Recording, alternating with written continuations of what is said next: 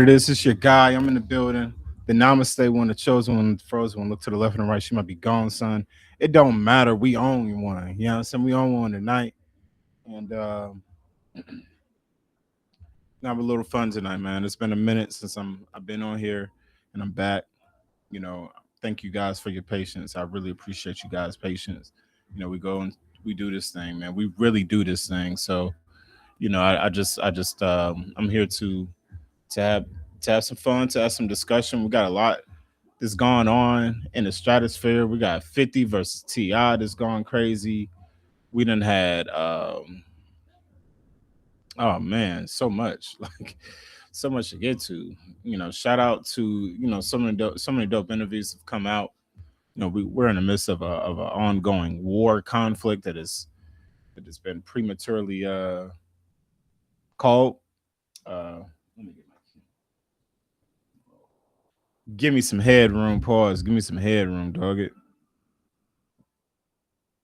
We got music to talk to. I see how you guys are trying to ignore the strictly for the site, and I'm not really fucking with that. I'm not really fucking with that. I'm not really fucking with that. You guys, just because you guys don't understand anything in it, anytime New York and LA don't understand something, like they try to ignore it. And that's the history of the South and hip hop.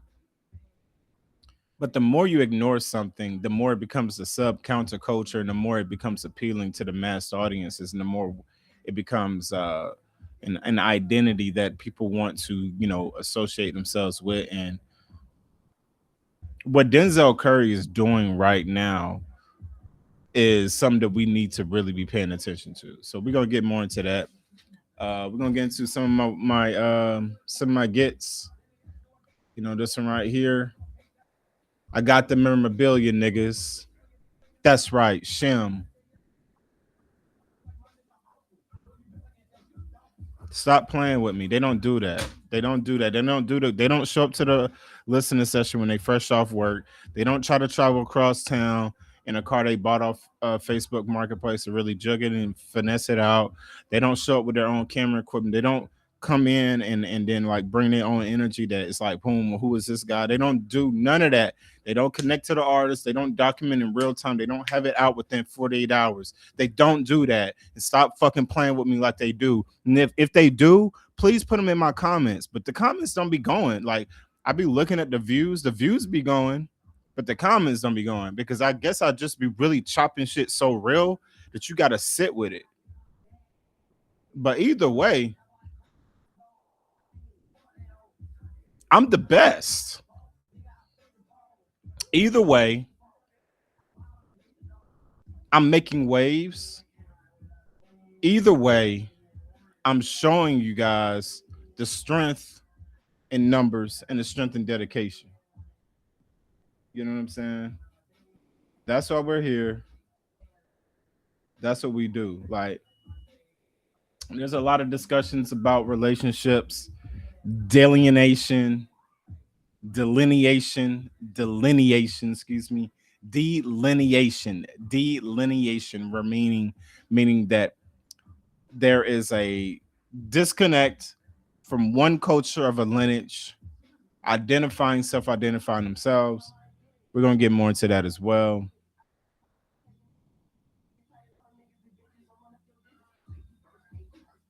Hey man, we're gonna get into some shit.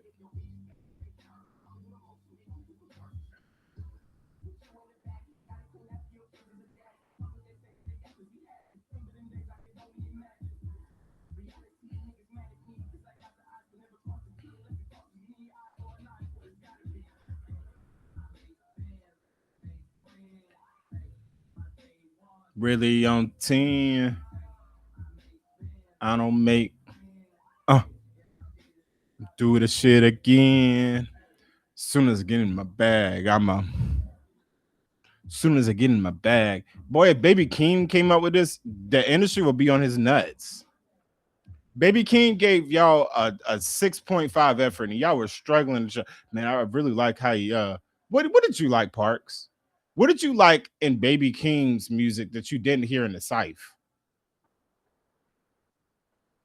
Like, some of the stylings that Baby King even has as a West Coast artist is Southern. It's Future. It's Gunna. They weren't rapping with melodies in the West Coast like that. The motherfuckers had dicky suits and doing line dances. Like they weren't. Am I wrong? It wasn't hype like that. Respectfully, Easy E and all the greats and DOC and respect. But it was Uncle Luke that brought hype. So Def, Ti, Master P. Dun dun dun. I remember in high school, y'all was not fucking with that down here.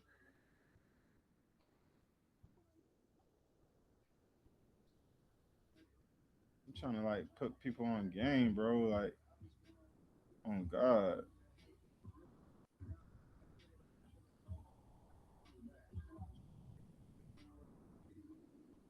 And BK is a beast, dog. BK the ruler, beast. Tia Kareem, beast. No other women are rapping better than these two ladies right now in hip hop. And I'm seeing you guys trying to bring Dochi in the conversation. I'm seeing you trying to bring Lotto. Lotto's pregnant. She's happy to be with a nigga now. Dochi is reveling in her white folks' accomplishments. Back in the streets, back in the hood, it's Tia Kareem, it's BK the ruler, it's strictly for the scythe. None of that other pretty shit. No, nobody cares.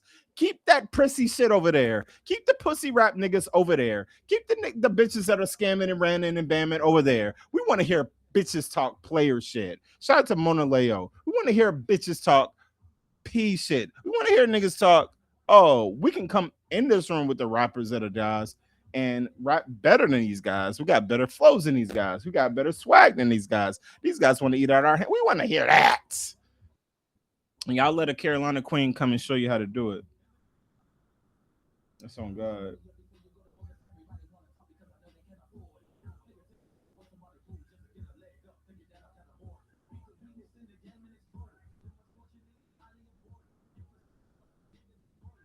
On God. Y'all niggas. Internet. But yeah.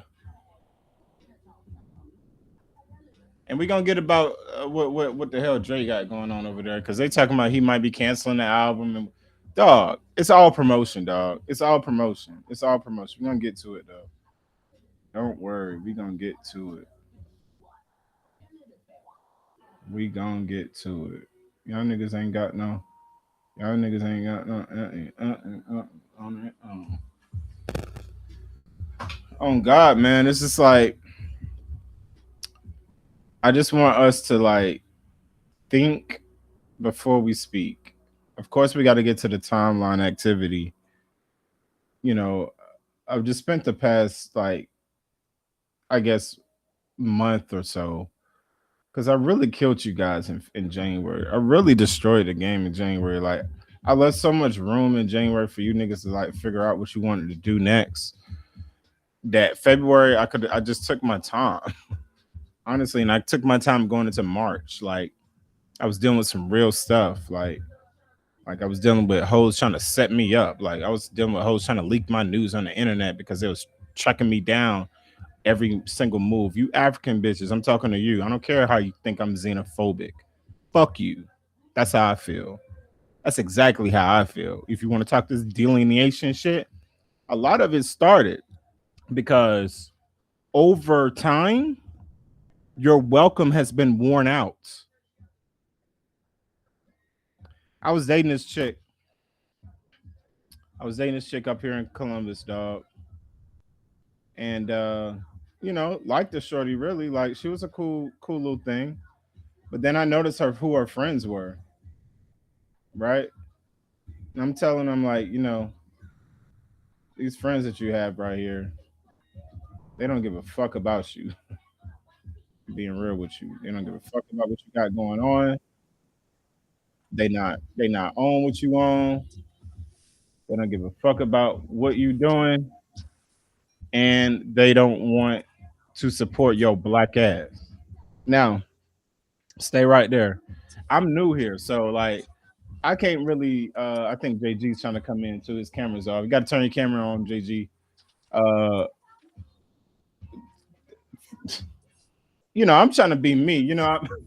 I'm super P with my shit. Where it's like I'm not a person when I get in a relationship where I'm trying to tell the girl what she want to do. Even though I come off as a very like polished and on point type of person, I really try to give my bitch room to breathe. Like I don't want to be the dude that's always pushing up on her and telling her what to do, this, that, and the third.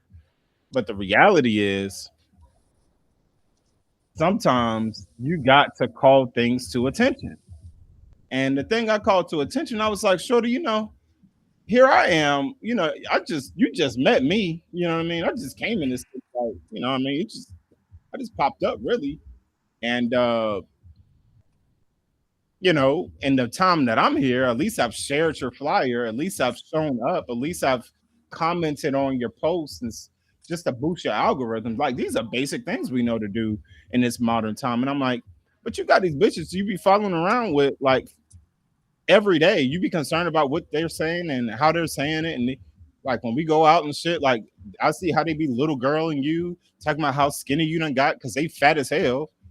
they you the light skinned girl amongst these dark ass African bitches, and they making you feel bad for being light skinned. Now, I'm not a colorist, but one thing for surely, I'm happy about being light skinned, baby. You're not gonna make me feel bad for the glow that I got. You know what I'm saying? That's not gonna happen. There's no reverse colorism out of that. I'm sorry. So if you want to bring it back to the dark shit and talk dark shit, I will call your ass a black as fuck motherfucker. That's just what it is. Like we didn't have to do the colorism thing, but the moment I start seeing me and the type of people I fuck with disrespected, then I'm going to get disrespectful myself. So I'm sorry, Substack may not be quite ready because I see Substack trying to lean a little further into the liberal progressive type of ideology, and I want Substack to be very clear, very very fucking careful. There's people who've been on this particular platform since inception of it with free speech and expressing themselves.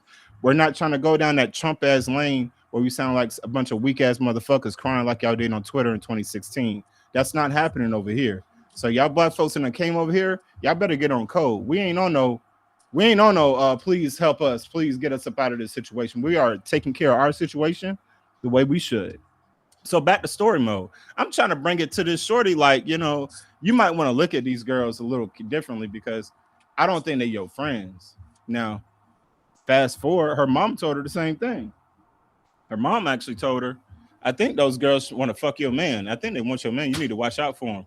But of course, women out of the herd mentality, sometimes it's tougher for them to break that mentality of the women that they're associated with, even though these women don't give a fuck about them, versus like standing on their own and dealing with people who really support because it doesn't look as sexy. Cool. That's not my issue. My issue as a man is to call it to attention. And if a motherfucker ain't fucking with what I'm saying, I move. I don't strong arm the bitch and be like, yo, you gotta do what I say. That's what niggas would do in the 30s. This ain't the 30s no more. You can't strangle the bitch to get her on your time. Like, if she not fucking with it, she not fucking with it. What up, JG? I hear you, but I don't see you. What's good? What's good? What's good? Let me see. I'm cooking right now, my boy. You know what I'm saying? Give me a little second. Like, we in the story time with Shem real quick. My You boy good? You JG, good? my boy JG in the building. You already know Air Jordan. You dig the error to all this shit. You dig 1013 Media House. You know what I'm saying? We got to give you the goddamn.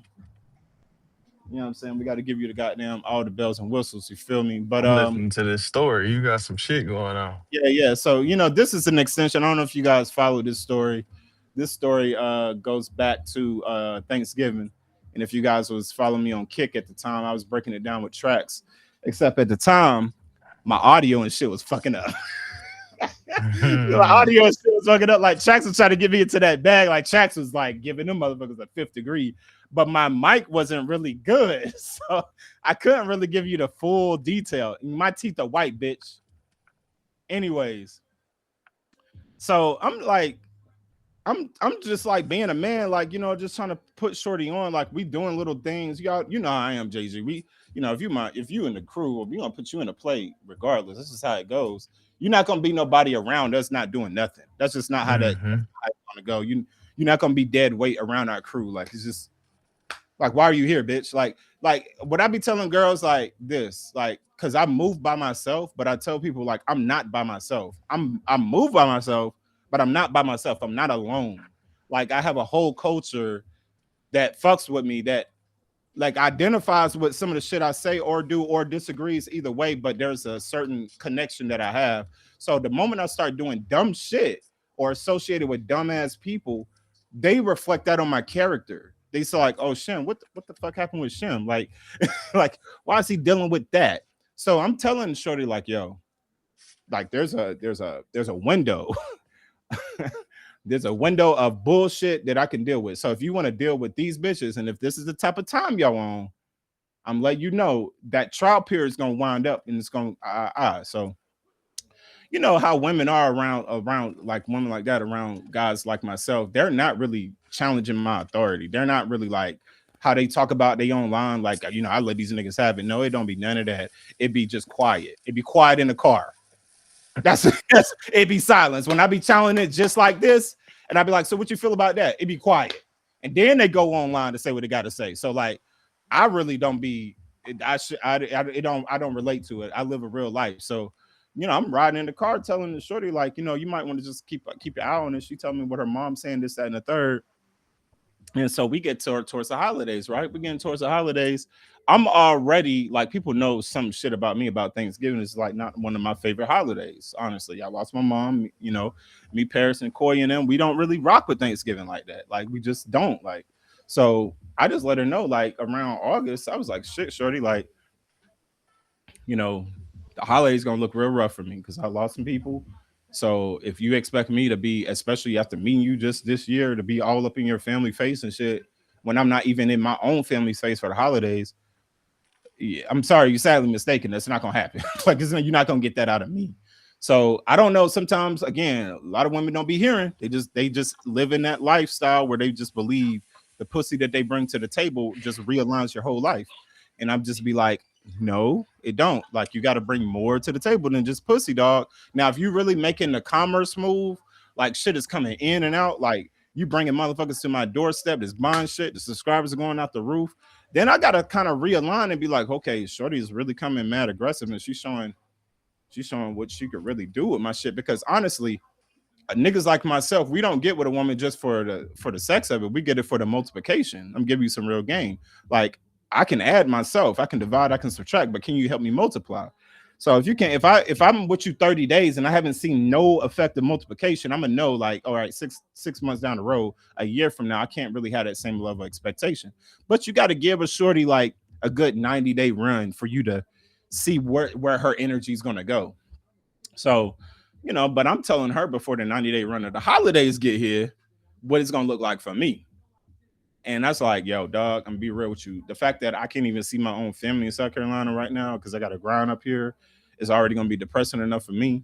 So if I'm around other people's families and shit, like I'm not gonna be the best friend to like, I'm not gonna be the one telling the jokes in the room. I'm sorry. I'm gonna be one in the corner, hoodie on, probably drunk, high, whatever. So she supposedly understood that, but theories get tested. So the first theory was, you know, it was Thanksgiving. You know what I'm saying? She had invited me over to pick her up from the crib. We was gonna go out, get something to eat. Just a little thing that we was gonna do together. So I get to the crib and her mom and shit was preparing some food or whatever for their friendsgiving.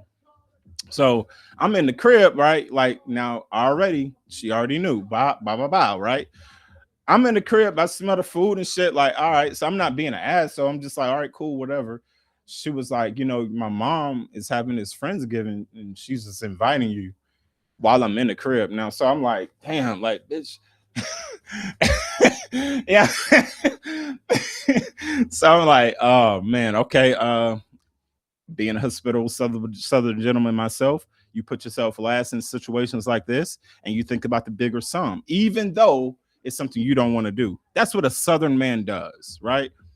So I'm thinking like, okay, well, I'm in our house, so let me accommodate. So, well, how about when we go out and get something to eat, we'll go pick up something for your friends, for your mom's friends, give them, bring it back as a way for thanks. Now, in the back of my head, the whole time, I know I'm not about to eat none of this food. Why you even asking me in front of your mama? Like, you know what I'm saying? I didn't commit in front of her mom, but I did say I appreciate it and I'm willing to add to the pot.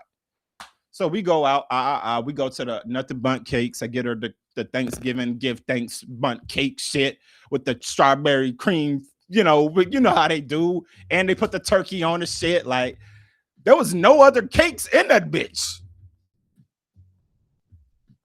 Stick with that. There was no other cakes in the motherfucking Friendsgiving. So I bring the cake back. I had to go to work that night. I had to go to work at the hotel.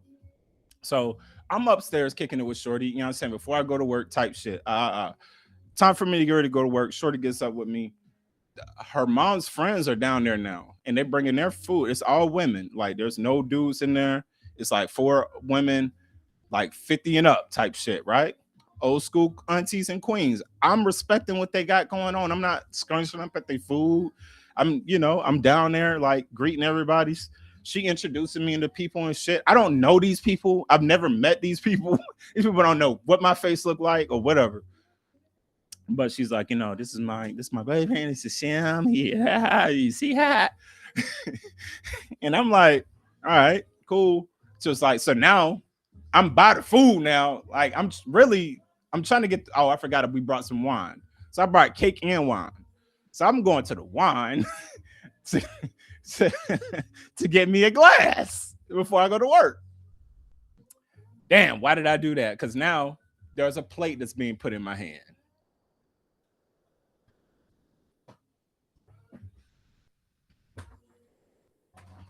The fucking plate in my hand, the styrofoam fucking plate, weighed 3 tons because the frustration of why the hell do I have somebody else's food that I don't know in my hand when this bitch know I hate eating anybody's food that I don't know, but she got me in here saving face. As a cool gentleman myself, I did not react. I just kept the plate in my hand. She was like, yeah, get you some of this, get you some of that. Shorty got the pot of collards over there. Now, where I'm from, you don't eat everybody's greens and collards. I'm sorry. I don't know what again, the delineation game, we got to keep it real. How every culture cook their collards and they turnips and they mustard greens, different. How they wash them hands, how they clean them, different. Y'all niggas that eat chitlins, y'all go to everybody's house eating chitlins, use a nasty motherfucker. Use a dirty bitch. If you don't care and they just put that rice, chitlins, and greens on your plate and you just ask for hot sauce and you don't ask who did the greens. See, that's the problem in this modern time. There was always an auntie that asks who did the greens, who did the potato salad. But we so modern, we so progressive now. Everybody got a fair shot and fair shake, and we out here eating unseasoned greens, undercooked chicken to save face. And I just can't get jiggy with the shit. So, but I'm in their house again, guys. Just stay focused. I'm a Southern gentleman. I'm in their house. I can't really do too much. So I'm like, I'm talking to Shorty there. I'm like, yo, what's your name? I'm Estelle. We work this such and such. I'm like, nice to meet you, Estelle. What you do? I did the greens, baby. Make sure you get some of these. Now I'm looking at the greens. I'm like, okay, word. Estelle told me to get these here greens. I can't pass these greens up from auntie because she might actually stab me before I get out this motherfucking house. Again, this is a house full of women. I'm the only dude. They might actually jump me. Like a couple of these women stood neck to neck to me on the low, and they outweighed me probably about three times. So if 2 of them really rushed and leaned in, I was in for a night. Like there was no niggas. You know what I'm saying? So I had to be careful about this shit. So again, and shout out to her moms. I respect her moms. I had no issue with that. And I told her at the end of the day, I was like, I don't have no issue with that. My issue came with why was I even in this position when I told you what it was, right? When I told you what it was, like the clear communication that everybody likes to talk about. But I'm still put in a position where I got to perform. All right, well, now I got to perform. I've been here before. Now I'm 41 trying to perform. I'm gonna show you. It don't show the same performance at 31 and say the same way it was at 27.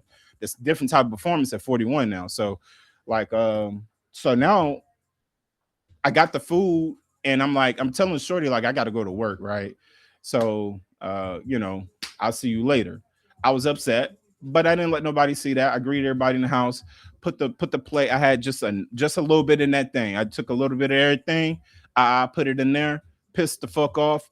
I got somebody else's food. I ain't even said happy Thanksgiving to my brother and sister, but I got somebody else's food in my hand and I'm running out the door, headed to work.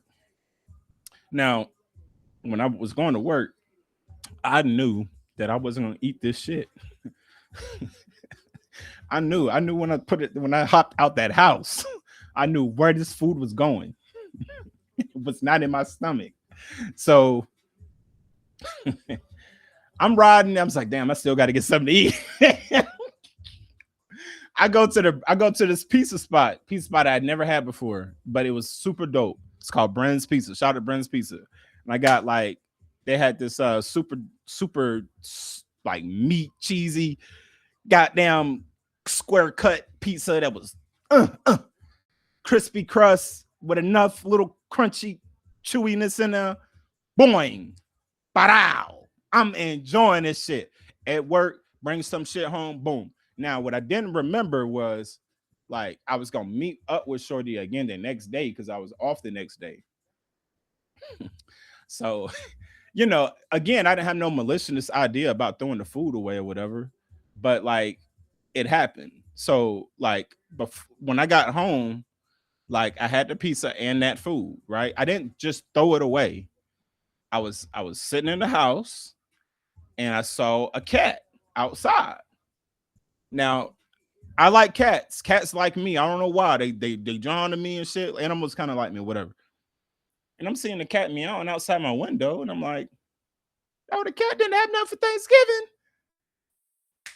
I got the right thing to get the cat. And of course, I went out there and I dumped the food right there, and you know what I'm saying, boom, boom, boom, where the cat can eat. They ate some throughout the cardboard thing. Went up, started getting ready. Shorty comes over.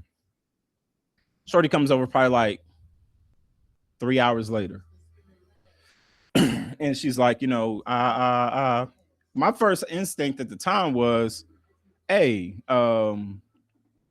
this pizza that I had was amazing. Like, because again, I'm new to Columbus, so like all this shit be like hitting for me. I'm like, oh snap, I didn't know this shit existed.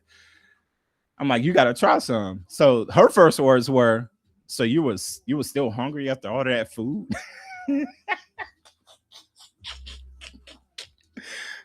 At that point, I was like, oh, I fucked up. Like, oh shit, I forgot about the food. Then I was like, because like I knew that the way she asked the question that I did something wrong. At that point, I didn't lie. I was like, you know what? She know I didn't eat this food now. So let me tell her what happened. I said, be real with you. I gave the food to the cat. There was a cat outside, and I fed the cat with the food. But that was the wrong thing to say at that time because she was like, "What do you mean?" You know how it just got into this whole emotional tirade of, "What do you mean you did this to the food? You disrespected my whole family. Like my mom slaved 3 hours over them pots trying to whip that shit up, and you just gonna give it to the cats and shit." Now when she's saying this, I'm pissing on the toilet, like trying to be like, um, yeah, I did, but I didn't think that was a bad thing. I'm trying to tell you the truth. Like, I guess I got a little neurodivergence in there. And that just made it worse because she just thought I was being so nonchalant about it. But I was being nonchalant about it because it wasn't an emotional decision for me. It was an emotional decision for me to do it and eat it, but it wasn't an emotional decision for me to throw the food away. It was a decision of just pure taste. But once I saw how like angry she got out of it, and she stormed out the house. I don't even know why I came here. She just made such a big like emotional deal out of it. The pee in me just would not allow me to simp from there. It was just like, oh, okay. So, oh, like, you know what I'm saying? Like, Oh, you know what I'm saying? Like, word. You know what I'm saying? So, I'm getting the text message like you're a piece of shit. I don't know why I talk to you. All of this kind of third, like you're disrespectful. Like I got all of it, bro. You would assume that I had goddamn like fucked all the women in the house. You know what I'm saying? Like the way she was going on. So I'm looking at the phone and shit, right? But like I didn't think nothing was wrong between me and her. So I'm texting her back, like, yo, shorty, what's good? Like, you know what I'm saying? I already told you how Thanksgiving is for me. So I don't understand why you're doing all this extra. And it really is kind of giving that you didn't give a fuck about what I was trying to tell you about my life. And now I got to amp up a little bit more. And she's like, she's just not giving a fuck about what I'm saying. Like, she's just not going back. So I'm in Snapchat, right? I'm in the Snapchat going ham about this shit. Like, going ham, like, yo, what is good? Like, you acting, because again, this is Thanksgiving, and now I'm emotional about like the whole situation, about like, damn, this bitch don't understand what the fuck I've been through. Now I'm seeing all these people post their pictures of you know what I mean, all the good shit that happened in their life and everything, and in their families and shit. And I'm over here looking like a fool. You know what I'm saying? Like, that shit wasn't it for me. You know what I'm saying? It just wasn't it for me. So like, I'm letting her have it. Like in my like, yo, like you said we was gonna be together and shit like that. We got to throw the chop on this shit real quick, just because y'all strip that shit. What up, big plug? What up, Pig? I see you. So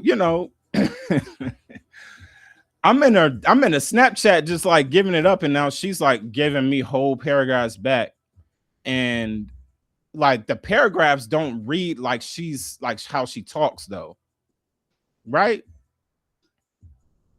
So I posted something on Facebook. I forgot what it was. It triggered an action though. Oh, I know what I said. I was in my feelings. I said, oh, this was a sex worker when I met her, and I actually try to put her on and upgrade her fucking life. And this is how the fuck y'all trying to repay me and shit. Then add her, just said a blanket ass statement like that she was a sex worker. Because frankly, they're all sex workers right now until you marry them. So she was like, and if y'all feel that is misogynist, you know what I'm saying? Honestly, she was like, the person, like, I guess there was whatever was, responding back was in the room with her, you know what I mean? And they were just talking about whatever I was saying in the messages. So as soon as I posted that on Facebook, the first comment was from a motherfucker that was not her. It was one of them African hoes. One of them African hoes that had issue with me when we went out. One of them African hoes that stalked my page. So the African hoes that I told her about, that I said, hey, you need to watch them bitches. They not on you. So now I'm figuring out, oh, so I done told you all this about them girls, and you over there still kicking it with them? Oh, that turned me up, bro. Woo! Hey, listen. A lot of people know Shem, but a lot of people don't know G. All right. They got a whiff of G then. Like they got a whiff of like the nigga that tracks like to see come out. Like when I overdo it, when a nigga get overly, like they created overly for niggas like me, because honestly, when I feel the fucking way, the world's gonna know it. You know what I'm saying? And you know, the motherfuckers is panicking their ass off. Like, please stop talking about us. I went on live. I went on the stream to talk about how these hoes, how I went to their house and it was number junk all around, how they junky they was, but they trying to run scams on niggas to get them to pay for pussy. I'm like, y'all niggas paying for pussy over hoes that sleep on the floor. Like they was like, you know what I'm saying? They can't, it's not that they don't have a bed. It's there's so much shit in their house that they can't see the bed, so they got to sleep on the floor with the dog. You know what I'm saying? But in their culture, that's the thing, I guess. Like, you sleep on the floor, like sleep on the ground, dog. No shoes, no socks. We can wear just sandals. And we can sleep on the floor and we're comfortable. And guys will pay for this ass because we got a fat ass. Like we don't mind that the tracks and shit don't be lining up. Don't mind that the shit right here don't be right. The ass is fat, and somebody's gonna pay for that. That's the type of bitches that we was dealing with. So I'm like, oh, so they used to dealing with marks, and they think because a nigga don't have tattoos and shit, he one of them. But where I'm from, see, like I'm the intellectual street nigga. You see what I'm saying? Like the schools that I came from, you didn't want to come off too distinguishable. You didn't want to have shit on you where niggas could be like, oh yeah, he got a tattoo right here. It's a lipstick, and he got like a name right here. So when the police do get you, they got specific spots that can identify you. Like where I came from, that was a negative. Like it didn't become like tattoos and shit didn't become like a cool thing to mark your gangster until Allen Iverson came through. Like, and Iverson was just a basketball player. Like, you know what I mean? Like, I mean, Chuck is a real nigga, but like his claim to fame was basketball. Like, so he was on the TV, so he could be distinguishable. Like, it's fucking AI, you know what I'm saying? But everybody followed that wave after that and got tattoos and tattoos. Street niggas got tattoos showing where they was at. And then, you know, incarceration rates went up as well. So, like, you know, you're gonna sort of kind of like put two and two together when you can tell when someone's trying to bait you into some bullshit. And that's exactly how these hoes was thinking. But they don't understand. They dealing with a nigga that has a certain level of like art of war just like instilled in them. Like I'm a military kid. Like I've dealt with superb narcissists in the household. So there's nobody that can shake me when I go out the house. You know what I'm saying? So since then, since I've broken up with Shorty, because we did break up after that Thanksgiving, we didn't get back together. You know, we hung out a couple of times, but the relationship never came back because Christmas happened. And I definitely wasn't around on Christmas. You know what I'm saying? New Year's happened. We definitely didn't kick it in New Year's. My birthday was in February and she didn't kick it on my birthday. So those are three main points where she just knew, oh, she's done. That bitch is done. But they still orbit, right? They still orbit trying to figure out who else I'm gonna fuck with and what else I got going. Or I guess in their world that whatever she was telling them African ass bitches, they were believing that I needed in my life. And I was telling her the whole time, don't let this humble shit get you twisted, bitch. Like, I'm not that. You know what I'm saying? I'm something else. Like, y'all haven't seen what this is yet. Like not up here. Y'all haven't seen that up here in Ohio. This shit in Columbus, y'all niggas haven't seen that. I hear y'all talk about Ohio players and everything. Cool. But it's still nothing like a Southern player. Still nothing like a Southern real nigga. Like the shit that we going for, the shit we not going for be totally different. And how we carry it be totally different. So, you know, Shorty's like you know, once I saw her keep looking at one of her friends kept looking at my stories and shit, you know, I just hit her in the DMs. I'm like, if you want to fuck, just say that. Like, I don't date your friend no more. We don't hang out, but you're still watching my stories. So if you want to fuck, because Facebook tells you if they're a non-follower, they tell you it's a non-follower looking at your story. Well, if you're a non-follower, that means you're typing my name in a search bar, you dumbass. And the Facebook is telling me. So now I gotta inquire because I'm not slow or Mark. I'm not scared to approach a bitch. I'm like, yo, what's good? Drop the dick pic in the DMs for her so she can see the merch because I know they were over there talking about the merch. So let you get a front up close eye view of what the merch actually looks like instead of taking a third party source. And guess what she did? She looked at it, didn't respond, took it to Facebook on her page to post the actual message. Now, this is where the African ideology is just like whatever they had going on is just so stupid. They don't know American law. Me sending her a dick pic in the DMs is not illegal, but her posting it on her page made it an illegal thing on her behalf. Now, where I saved her ass was I actually, because she tried to tag me on it. First, I didn't receive the tag, obviously, because I wanted her to hold that L of nuts in her face. Because she was like, you know, can someone get this vile person out of my mentions? And the vile person that you've been actually searching and figuring out what he's posting and doing day to day, get him out. All right, cool. Say less. When he actually plays some offense, now you guys are running and crying. That's how you know these bitches tried to tear me down. The whole object was to tear me down. They didn't know I was the type of nigga that would lean in. I'm a lean in type nigga. I'm not a runaway type nigga. Hey, JG, they didn't know I was a lean in type nigga. So I leaned in. And I didn't take the tag. And I went on my rant to talk about them hoes on Facebook. You can some of them still up there. She was like, he's over there with no viewers talking about us. That joke's right. But you was watching, bitch. I may have had no viewers, but I had one. Yeah. And I haven't heard a motherfucking peep from none of them bitches since then.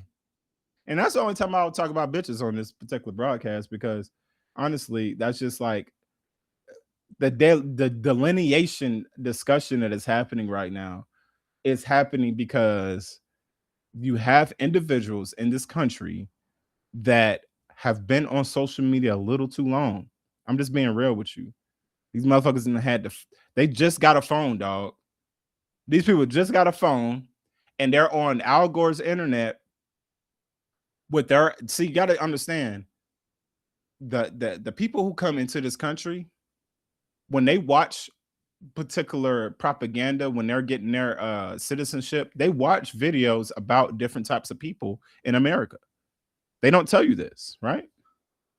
They yes, they, black man is this, white woman is this, Italian is, they come in a country with these preconceived notions, and because they feel that they're the best of the people that they come from, they assume that they're better than any black person that they come across, unless they see that black person interact with white people. I'm giving y'all some game. Y'all not gonna keep it bands, but I'm gonna keep it. I'm gonna let y'all. I'm gonna let y'all really sit with this. Colonialism has affected the world, not just the United States of America. Colonialism has affected the world. The United States of America is a colony of Britain and kind of a colony of the Israels. I don't even know what to call them. They're not Israelites. Jewish. I can't really say that either, right? We're colonies of these. They're like, these countries influence our foreign policy. They influence where we're going to next. They influence what we're going to do.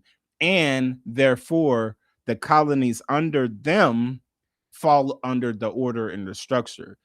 Black folks, us, we exist outside of these structures. We're considered like a subgenre or subculture, right? Like when jazz came to be, they thought jazz was like marijuana.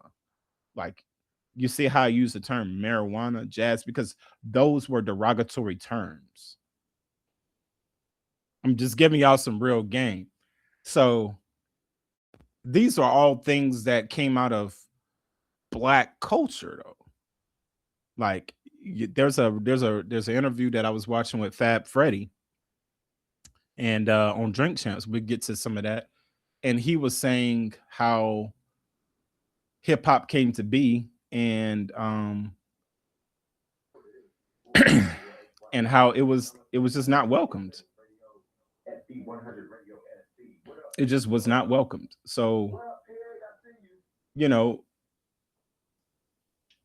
the people that had to push through those particular, levels and fights and struggles and barriers had to get broken.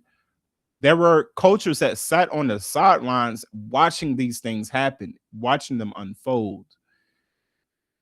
America, the country, the establishment, the media kept certain messages of positivity, brilliance, and growth gatekept to themselves, not exposed to the world. Instead, what they gave the world was, no, these people are criminals. They're big lip bastards. They got wide nose. They steal. They get high and they fuck your wives. And they don't like to work. Every time you're going to see one, he's on the side of the road, sleeping and looking lazy, begging for money.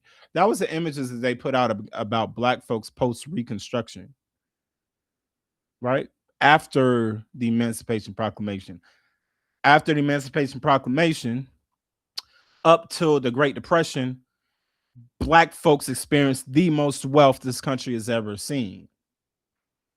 The most progressive group built this country to where it was, guided groups to different parts of the country to build more. Prince Hall Masons, the whole nine, right? All of this lore you will only hear if you talk to your grandma. Think about it. Well, now it's probably your great grandma, your great great grandma, because the grandmas now are my age. And I know they don't know their history, unfortunately. So, since they don't know their history, you got people who coming off a boat looking for enterprise, looking for resources, visibility, credibility, stability. None of those things are cultural identities. So, what the white man has done is, knowing that these groups are looking for these things, which the white particular man holds on the grip of, right? That 1% holding that grip, knowing that there's populations that comes across the sea, coming off that boat every year looking for a piece of their big pie. What they do, they divert that energy and that negativity and that need for growth, and they point it over there like, but look at these black folks over there. They're the ones. They're the ones you need to look out for. They the ones. Them niggas over there. Them niggas is you need to watch out for. And because these particular people who come off the boat want the connection and the adoration of these so-called white people, because all their whole life they've seen them in a position of power, so-called power, they'll oblige. So you'll get the attitude around you where it's like, oh, why you treating me like that? I go to the BMV and the woman's talking to me like I stole my car. I'm like, ma'am, I have a college degree. I'm speaking very articulate. I have all of my credentials right here. I had to go back 3 or 4 times for that woman to give me the same respect, because she saw me just as a black man with locks and I had a little sags in my pants. Cultural dress that I'm wearing that your sons want to look like now. We don't want to wear no kente cloth. See, that's the thing. I was having this conversation with another friend. I was like, well, he's not a friend, but his family, he is the firstborn generation black guy. His family were Nigerians. They came over here. And he was telling me that he was like, Shem, just, I just want black folks to embrace the melting pot. I feel like you guys are the most racist people out here. And I had to slow him down. I say, you know what racism really is? Do you know the definition of racism? Is a system of beliefs and ideas that are designed to keep certain positions in power. If we don't have a lot of positions, if you go to any Fortune 500 company, you go to any major institution, count as many black folks that you see at the board of directors that are running the ship. If black folks had that much power, they would have brought up so many black folks' names on these Epstein lists. The only one they could hint at was Hove. And I'm telling Hove to come out the fucking, take that fucking hoodie off. The game don't need you. Take the fucking hoodie off. Explain yourself to get your name out of the mix. To get your name out of the mix. That's all. We know you didn't do it, Hove. But don't play with us like you playing with them, because we're the ones protecting you, nigga. So, because you said a nigga. So you're not above making yourself. If you still a nigga, you got to do what niggas do when niggas get caught in some shit. Explain yourself, nigga. Don't put on no fucking hoodie and walk around the fucking NFL and say the game needs you. Those same billionaires are the same motherfuckers who are probably on the Epstein list. That's not a win for us. You said you co-opted Kaepernick's whole thing and said, you sat with them white folks and said, well, we need to take actionable steps moving forward. What was actionable steps? Bad Bunny gyrating for us?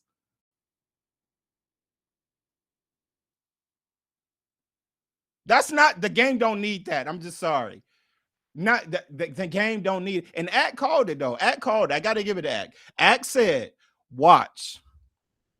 These things come out, they don't address it, but what they do, they'll announce some charity. What have they announced?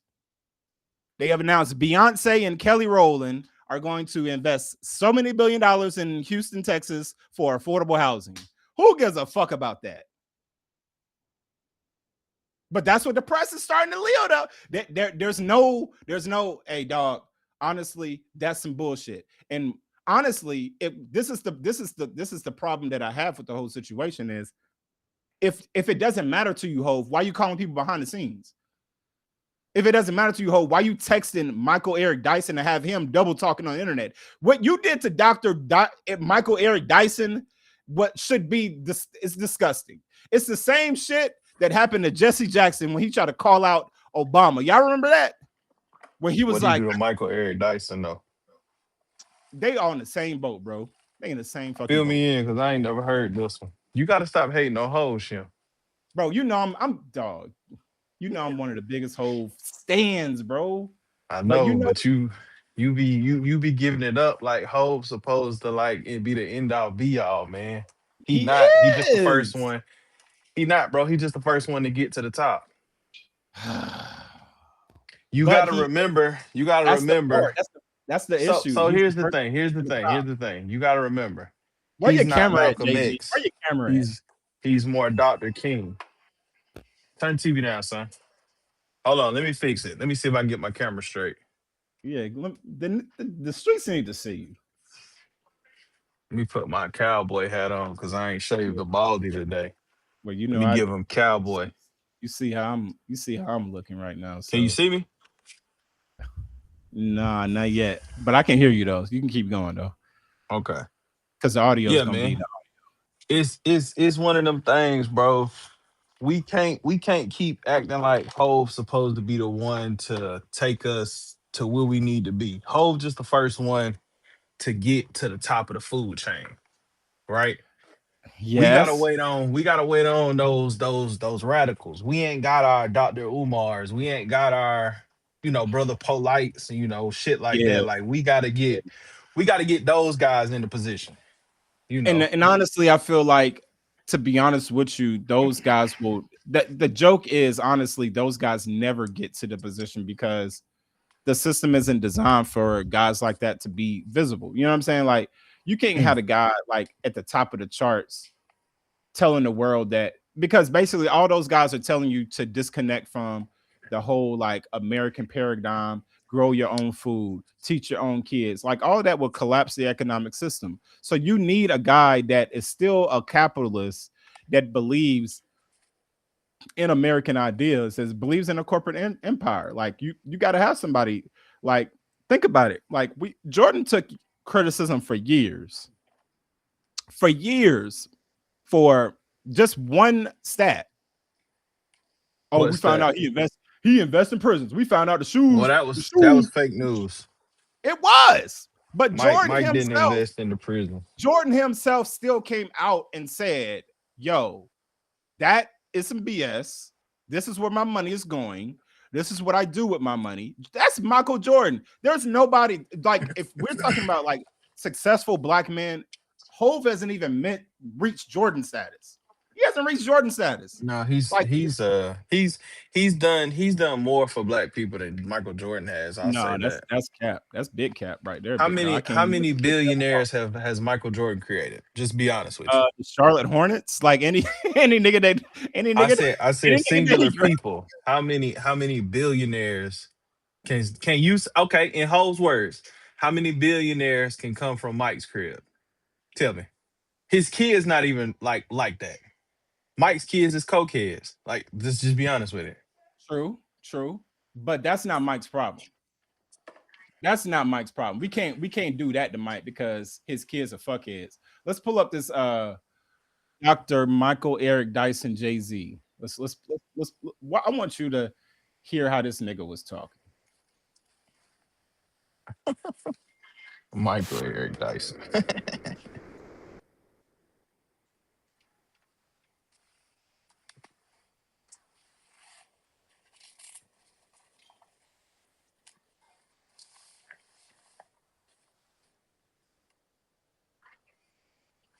Look what he's doing, though. I want to stop right. I just want to stop right there. Stop right because this is the problem that we have in this modern time. We go way too fast and we miss so many details. Yeah, So many fucking details. Let's not go too fast, Dr. Dyson, because you're looking at a person. First of all, they got his name listed. This is how America does you though. What did Kanye say? You either he said you die a hero or you live long enough to become the villain, right? that's a You whole remember Kanye? line. Yeah, yeah, yeah. So, but Kanye remixed it and put it on 808s and Heartbreaks. But anyways, this guy Michael Eric Dyson is a doctor. He's a award-winning author. He's spoken. He's been I'm sure a professor at multiple universities. He's gone on book tours with He Cornell wrote he West. wrote the whole book, didn't he? Didn't he write He wrote the Decoded? whole book. Exactly. He wrote, yeah, okay, yeah, there we go. So this guy here, he's bigger than hip hop, right? We can say that. He's bigger than hip hop. However, Ah, there's nothing bigger than hip hop, Shem. okay, that's we'll argue that. That's not a point I want to argue. Talk to me. We'll say he talks about other things other than hip hop. We can say that. He talks about Got you. politics. He talks about other things that's related to black people outside of just hip hop. He critiques the Obama campaign. He's Mm-hmm. gone on the Breakfast Club multiple times talking Mm-hmm. about other things outside of hip hop. But what he does well is he incorporates hip hop in his style, right?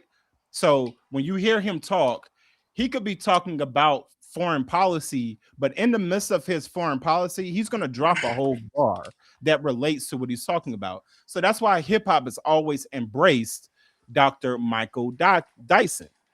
So, but I can say that level of hip hop is our generation, my generation. The kids that are 25 and under don't know who the fuck this is.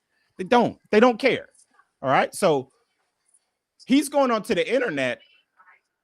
The internet is built for the people that don't care. They're like you go to any page that you want to find to watch what you want to watch. It's not force fed to you unless it's algorithmic, right? Mm-hmm. So whatever conversation he had with Hove, it was unnecessary for him to say anything. Let's just stay there. Let's It was just stay there. unnecessary for who to say something. Hove or Michael Eric Dyson. Him. I'm talking about Dr. Michael Eric Dyson. I'm saying it Okay. was unnecessary for him to say anything, even before he said something about Hove, after he said something about Hove, right? Right. The fact that he's doing what we did, he booted up this fucking camera, got his Mm-hmm. people look what he had. He put on a hat inside. Yeah, man. He put on a hat inside. He got a blazer, a hat, and a button up inside of a hotel room. Yes, And sir. he's there saying, well, it really wasn't a conversation. It was just a text message. Now let's get to it. Because I That's don't hear a swag. man. I don't hear a man. I don't hear a man talking. I hear a boy that got son.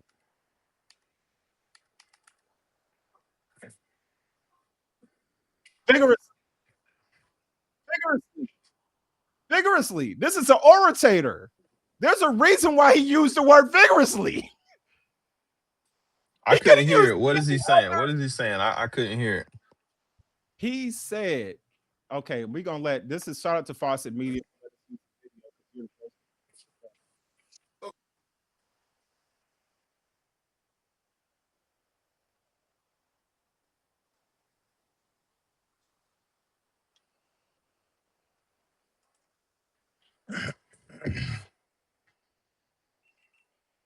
Okay, so we don't want to get it.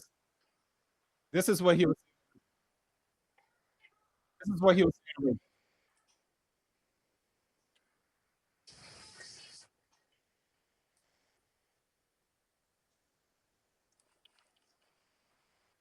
That's the story of Columbus.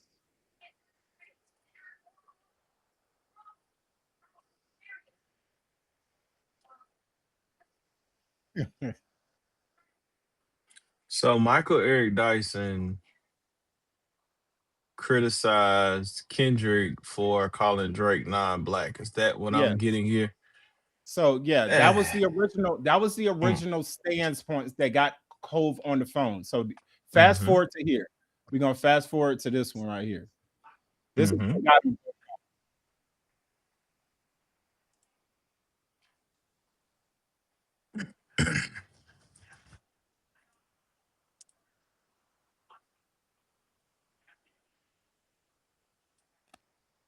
nasty business. Nasty Hove. Nasty.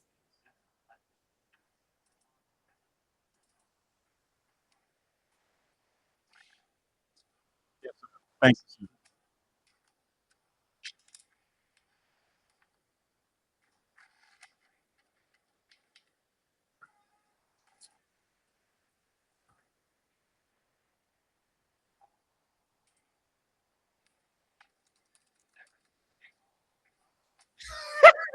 What?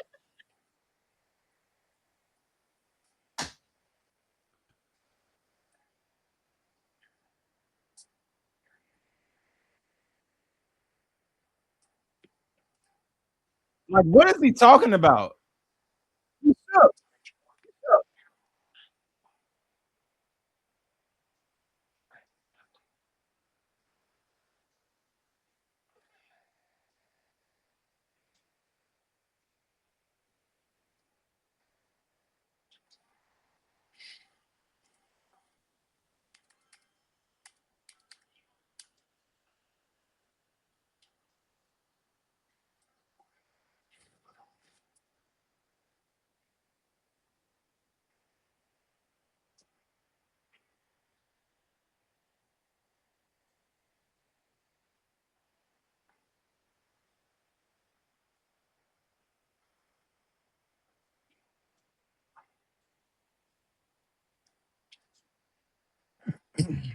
And not like us.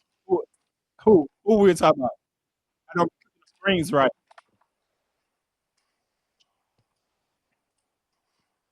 I want no fufu bread. We want cornbread.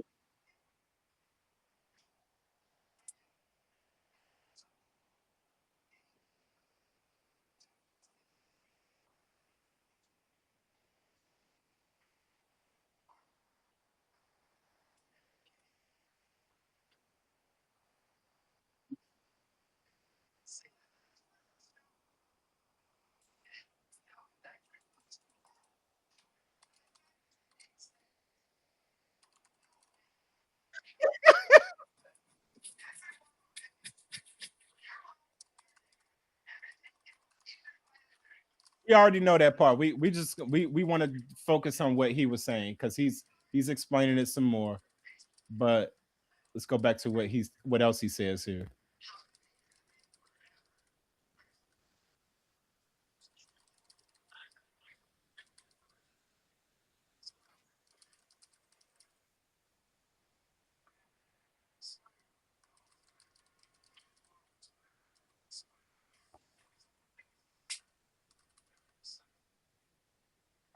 Intellectualism.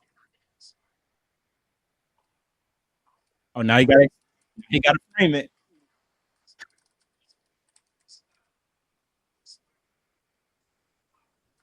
See, right here, right here, JG. I don't think Dr. Dyson is talking to us. I think he's explicitly talking to Jay Z right here. I fully believe this whole thing that he's doing right here was from a call that he got from Jay-Z from saying what he said about Kendrick Lamar. Because I feel like Jay-Z was invested in that Super Bowl performance. He was invested in the beef, and it's all starting to come out, and it's starting to make Jay-Z look a little crazy because it's like, damn, bro, you went at the dude, you helped the dude kind of go at a dude that was kind of coming close to your legacy. Now it makes you look kind of foul. Now people are starting to put two and two together, and you gotta text a dude that is harmless in hip-hop. Like, Doctor, nobody cares about his real opinion, but the fact that you know, because you're an old head, you know what his voice means to the overall culture and media, you want him to make sure he got his facts right. So he gets the call or the text message. And now, because he probably, I guarantee you, Dr. Dyson doesn't talk to Hove more than 2 times a year.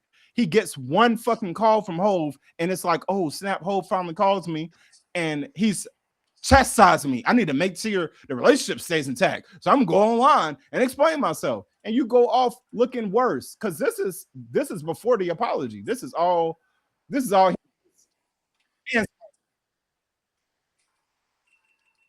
like the birth of a nation.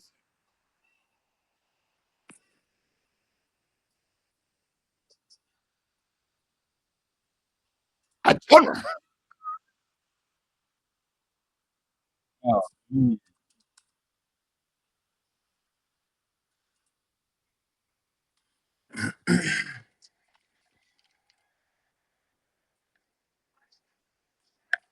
uh-oh. Uh-oh. Uh-oh.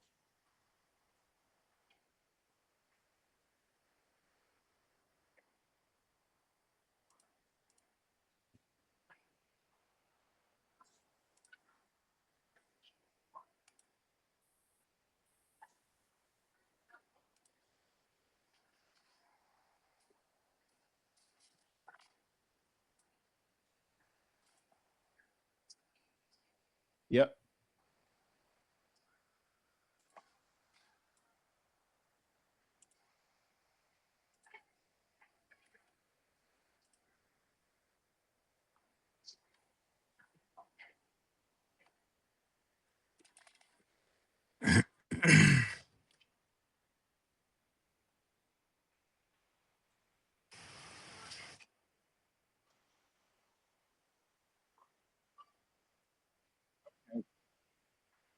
He's responding to him, which is cool. But I want to get to his. I want to get to his.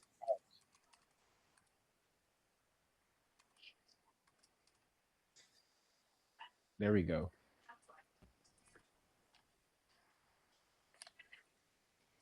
They are. It was.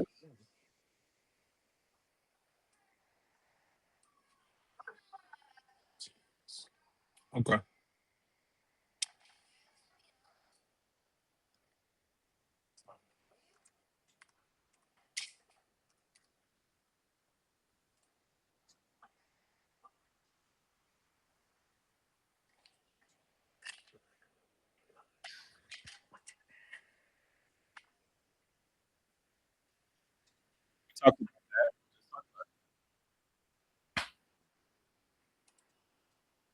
We just talked about that.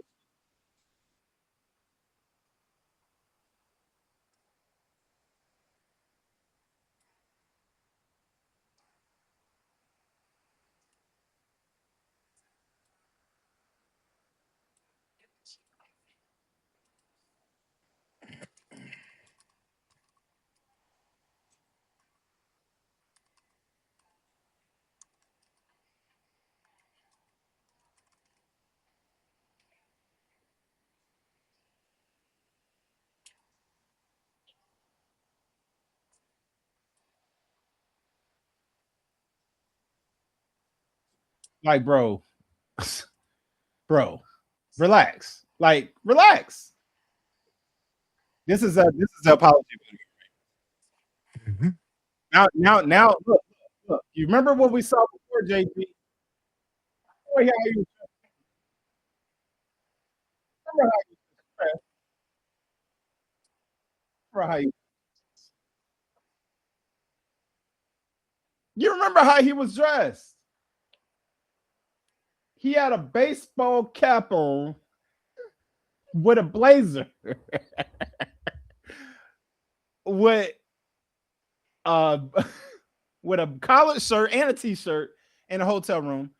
Looks like he's back in that same room, Mhm. fully clothed, this time with a tie on. So that tells me the man is busy doing something.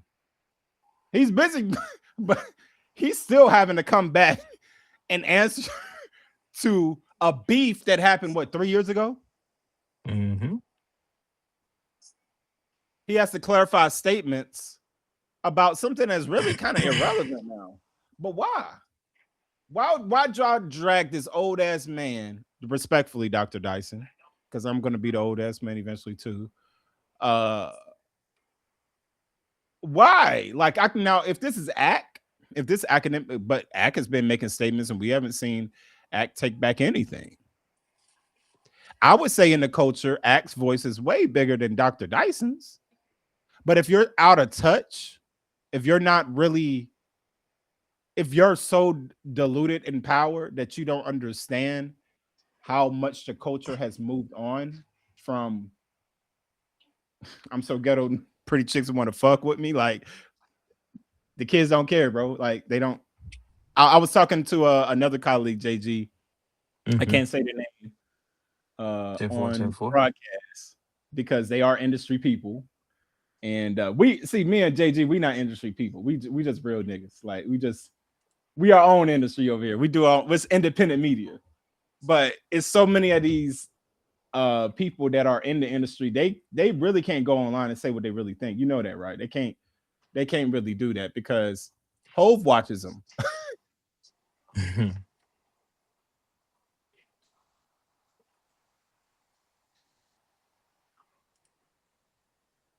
Lisa,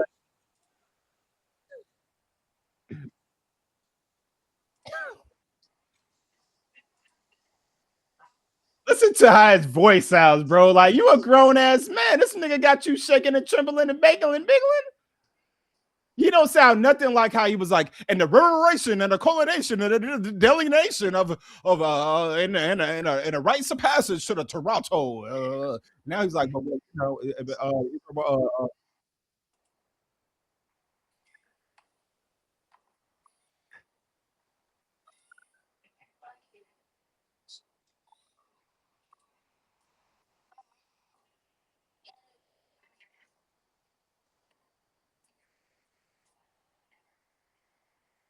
mm, it started to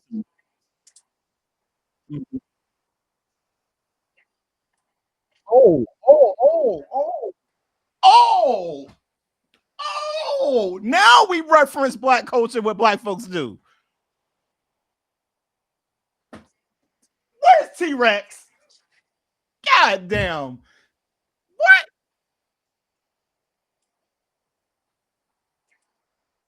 Oh, okay. Okay. You don't talk about those things out loud.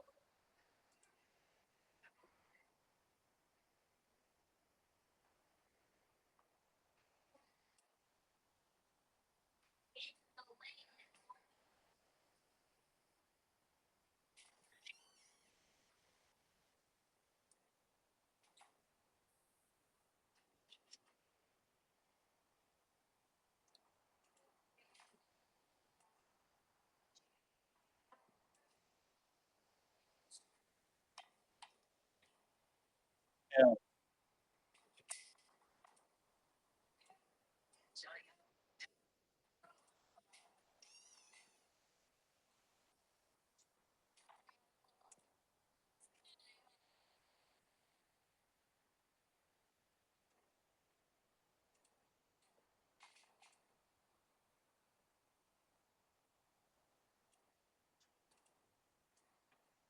I need to find,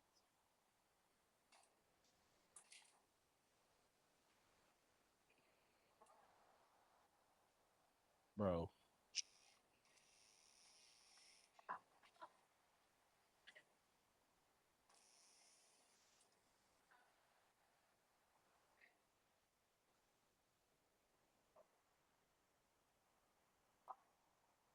Getting your ass cut right now.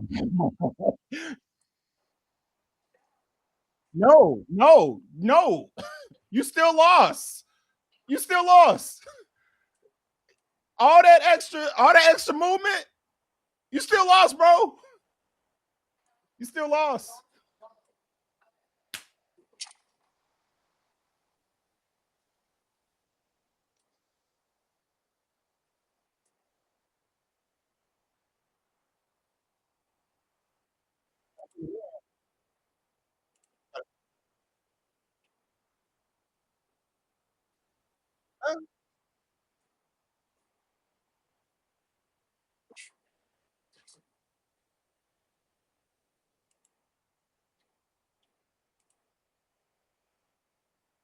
a man.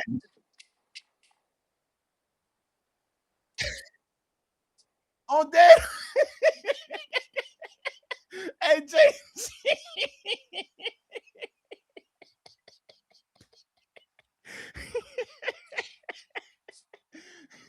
on dead homies, them motherfuckers be saying on dead homies. You niggas be looking like, how you a grown man? Like Dr. Dyson, Jay-Z is just a man. Just like JG just said. He's just another man at the top. But he got you. Nah, I wouldn't say he's just another man. Nah, I ain't never Now said we let that. now. I never said that one. I said he the first one to get there. Let's Hell, keep he let's beat keep it he right. beat Dr. Dre, he beat Puff Daddy, he beat all them boys to the top. But you know, His name ain't what is Big what Homie does for that no mean? reason. What does that really mean though? What What does does it that really mean? what does that It really mean? means he was smarter than the rest of the pack. I mean, you don't Okay. get to you don't get to $1 billion and you don't get to the top of the music industry and be with the biggest of the big without being smarter than the rest of the pack.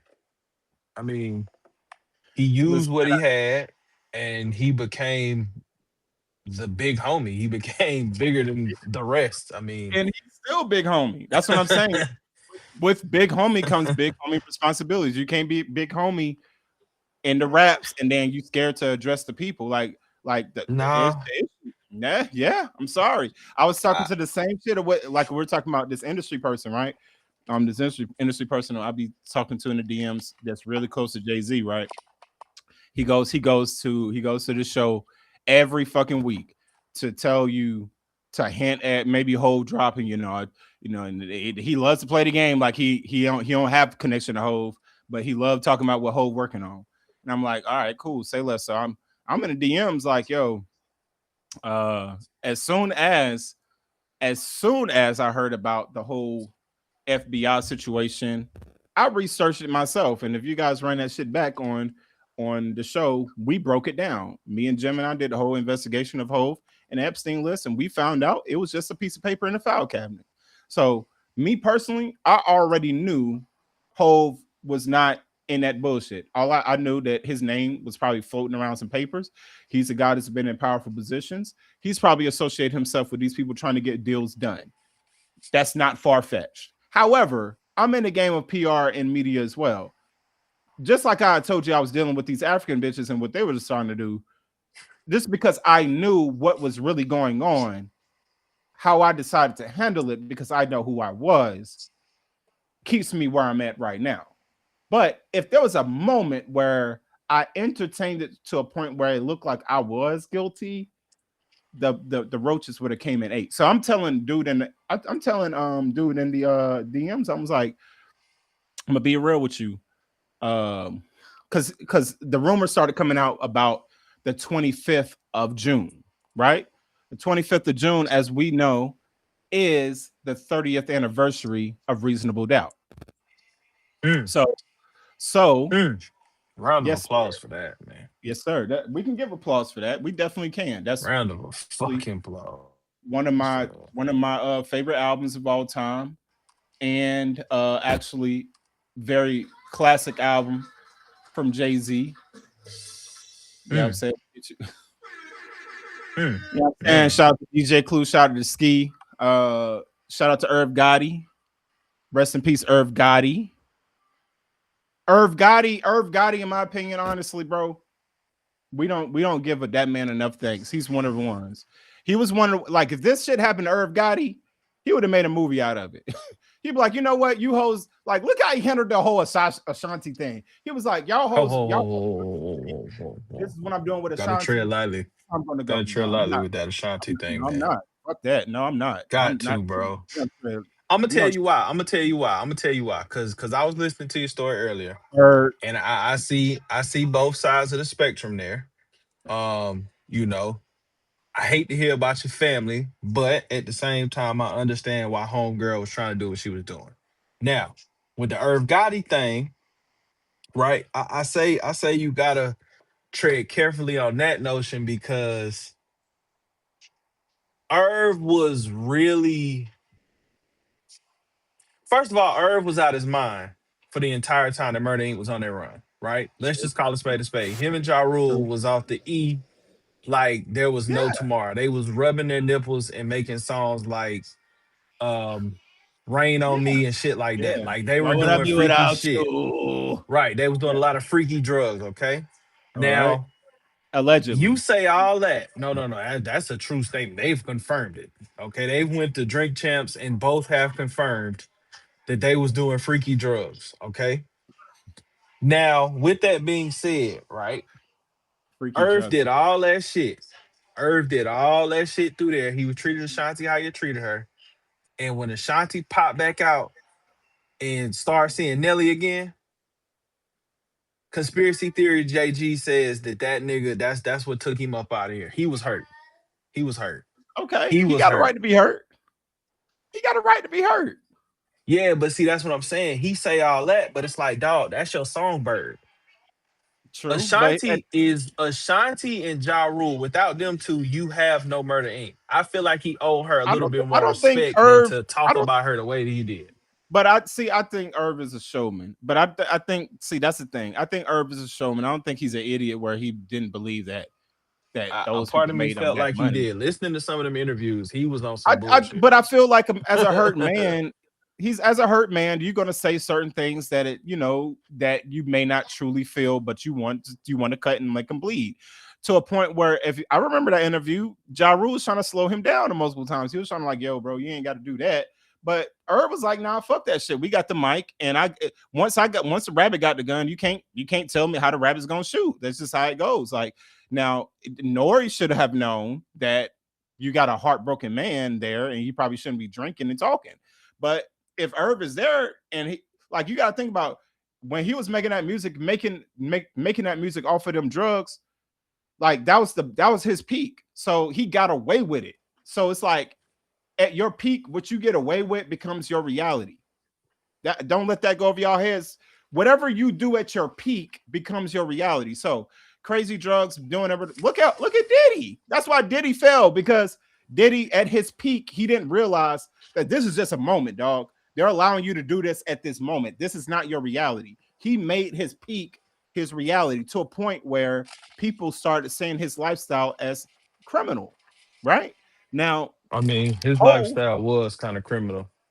it was. I mean, he was a crip nigga. Like He was out of pocket with a lot dog, of that like it's shit. hip hop. Like we want hip hop to be so PG-13 so bad. But the hip hop I grew up with was an adult sport.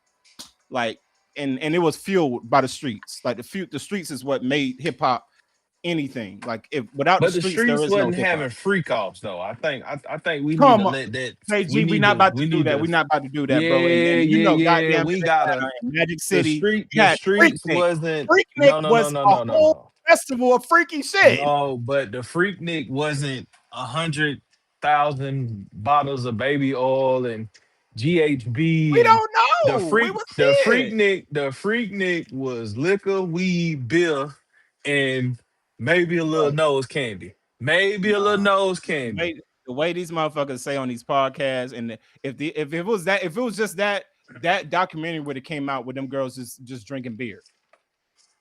It's people That's why did I not said want that shit to it come probably out for was a a little reason, it bro. We're probably not about was to a do little that. nose candy. We It was a little nah nose no candy. I nose give candy them ain't even nose that peak, candy. bro. These motherfuckers do nose candy in the bathroom in the courthouse, bro. Nobody gives a fuck about crack and cocaine. Like that ain't it. But that's what I'm That's the telling you. 80s. That's what I'm telling you. The nose candy played a part in a lot of that shit. It was the I can't sit here and do that. X Molly and them knowing that no The cameras X was hit around. right at the end of Freaknik though. That's what I'm Yeah. trying to tell you. And then no cameras too. Like shorty's outside, no cameras. You locked. Niggas is horny. We forget that Atlanta did not have the infrastructure to hold all them people. So people literally party in the streets, like literally, like through the motherfucking like stop the car, get out of this shit. Shorty ain't got no panties on. She's showing us that she ain't got no panties on. I'm horny. Let me see, can I slide in? And she'll let me. That's what was going on in Freaknik. And we're not gonna PG-13 it the way JD tried to do it. We know what the fuck was going on because we have aunties that went down there.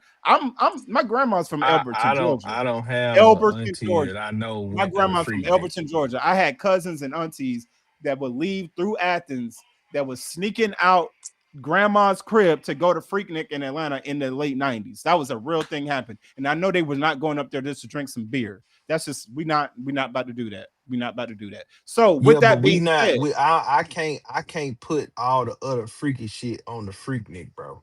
but I'm just saying, like, for us to act like only Irv was doing free or Jay only Diddy was doing freaky shit in hip hop. It's just like you listen to Death Row records and Nate Dogg talking about running the train on girls. Like fast forward to J. Cole's project talking about running the train. Like we can't do we not gonna do that. We're not gonna do that. We're gonna keep it a band. Hip hop is a subculture and it still has aspects of the streets that's in it that will be considered indecent in mainstream culture. That's just what it is. We came from parties where Perm Buster. That's all I'm saying. Uh Not, wait, not, Shem, not, wait, Shem, not, wait, don't do Shem. nothing different, bro. Hold on, Don't hold on, say hold nothing on. different. Cause you say that hip hop is of the streets, right?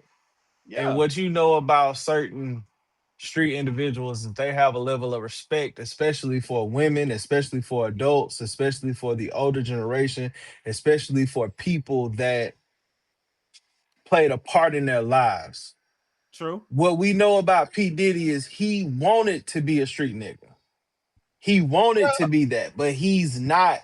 He's not the street nigga. His daddy a street nigga. His daddy His was he was mama, born out of his street mama nigga. played and did what she did to Sure, keep him up through sure. her. His daddy connects in the streets. Right, Now right. we didn't learn that from a P. Diddy expose. We learned that through 50 Cent, and it may have been made a little bit more malicious For than sure, what P. Diddy would have did for himself. sure. However, Because what 50 we Cent know got the about same Puff sexual Daddy is assault.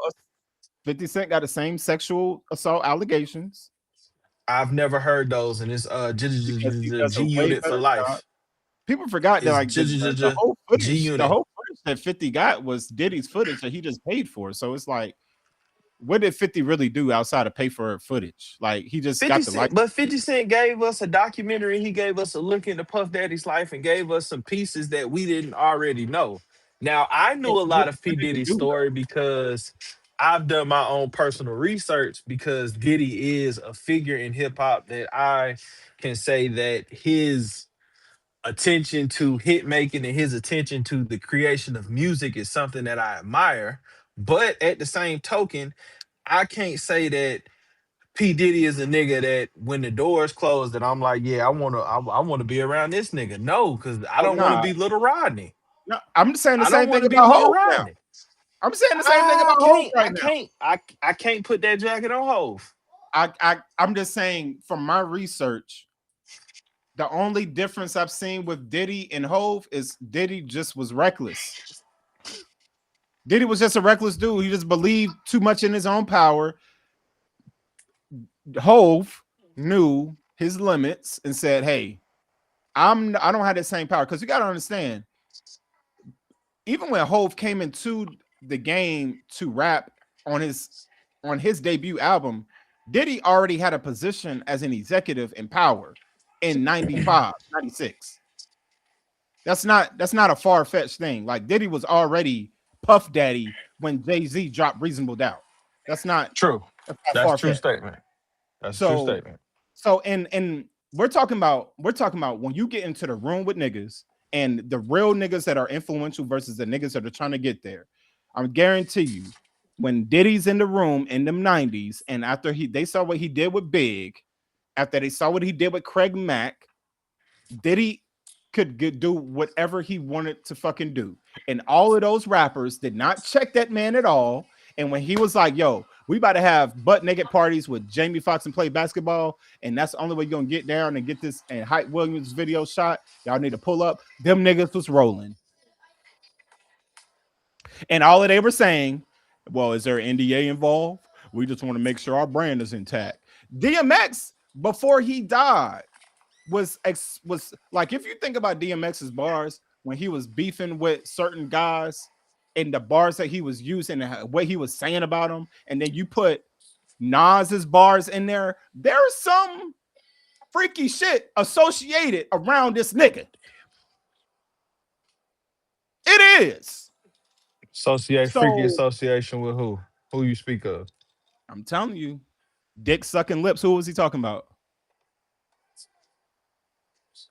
You Who's think dick sucking lips? DMX was dissing Hove? Or are you speaking about the Nas diss? The Nas diss said he was dick sucking lips. DMX Come DMX is on, alluded bro. to Come on, Jay-Z Shim. being a You gay can't dude you behind the can't scenes. mm-mm. Listen, You it's all. you Let's can't see. That's what I'm no saying. no no no no If no if no. Nas won the battle, if he won the battle, Nas won the battle off of false information. What's that song called? this What is what shit, we I'm do going for blank. Hov, and this is what I'm saying. We have No to no no stop. no. What We we can't do this do, for what Hov, we bro. know about We can't Ether. put this Hold on, man hold on a on, hold on. pedestal where Hold on. we lose our own thought pattern. Like we don't even think like No, this is research. JG is not one that's gonna sit here and tell you some shit and I have done my actual due diligence into this. What we know about the song Ether is a lot of that song was created out of fantasy. Whole songs were created out of real knowledge. What did he say on Super Ugly? And everybody was like, damn, he went too far. What did he say? Say the line. Let's go. with the condoms on the baby seat. Exactly. What we know is Hove mama called that nigga and said, bro, you wildin'. Apologize, nigga. And when mama say, what we do? Yes, ma'am. Yes, ma'am. So no, we not finna sit here and do that to Hove, bro. Hove ain't got none of them freaky man allegations like the rest of them. Now, who we can say got freaky man allegations is what's your man name? Dr. Dre. Let's start there. That ain't my man. First of all, that's not my man. We gonna say Dr. Dre. We know Ja Rule and Irv was out here doing E and shit in the early 2000s. Like, come on, bro. Some of our heroes can still be our heroes as adults. Okay, it's fine. Let's we listen what can't we let's listen what DMX said about Hov.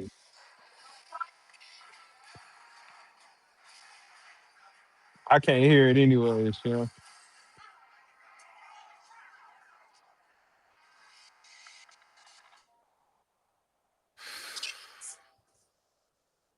But it's just like you just gotta go back. You just got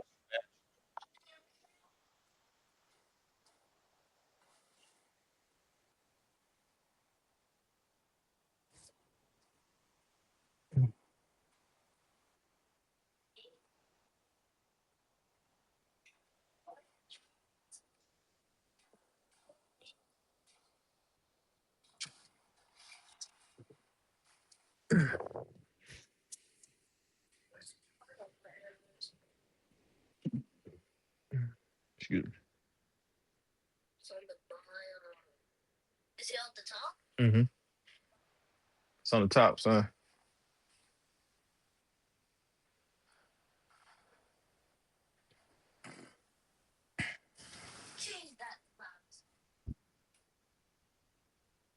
Did you hear what he said? They want you to talk like this. You know what I'm saying? Who talks like that?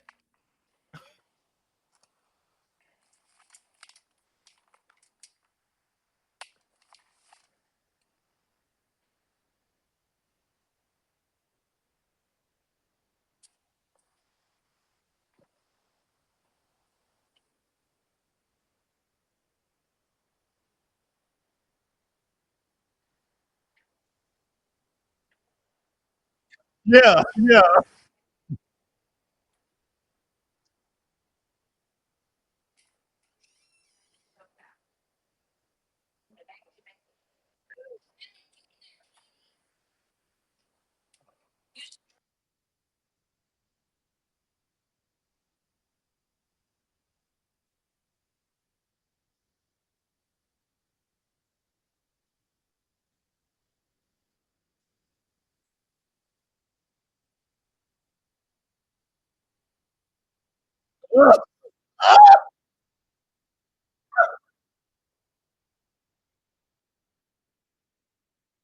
Man, first of all, Hove, you got white folks breaking you down. So what I'm saying right now, I don't want to hear no shit. Like JG saving you right now.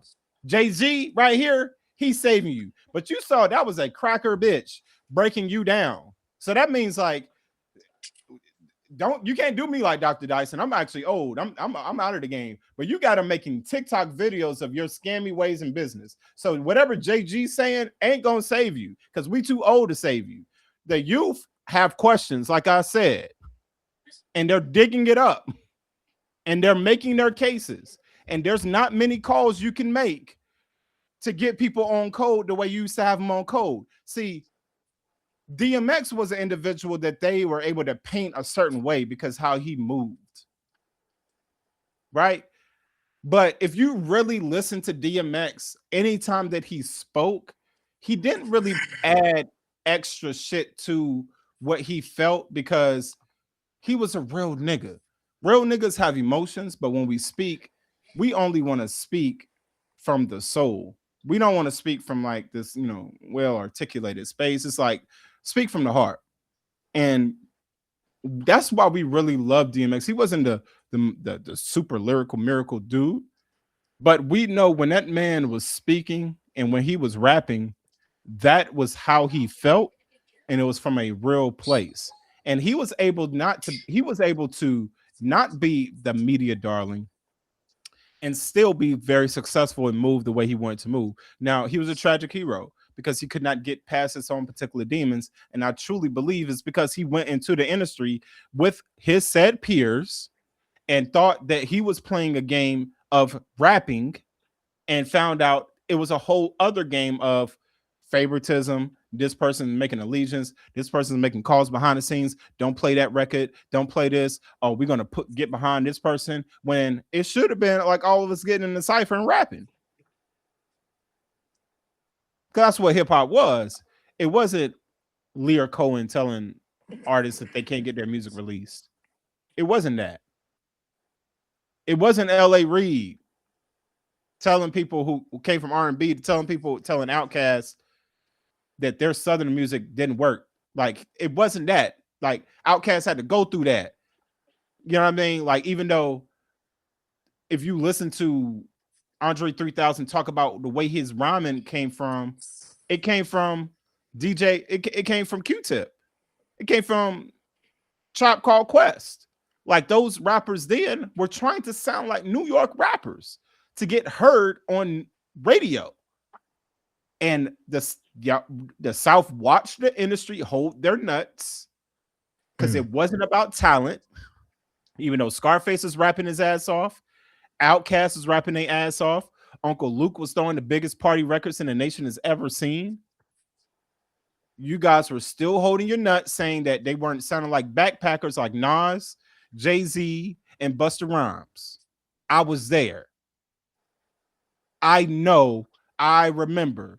Y'all did not give Outkast love until after Stankonia. That's facts. When Andre stepped out there with that wig and did the hey y'all, that's when they became a pop sensation. By then, the run was over.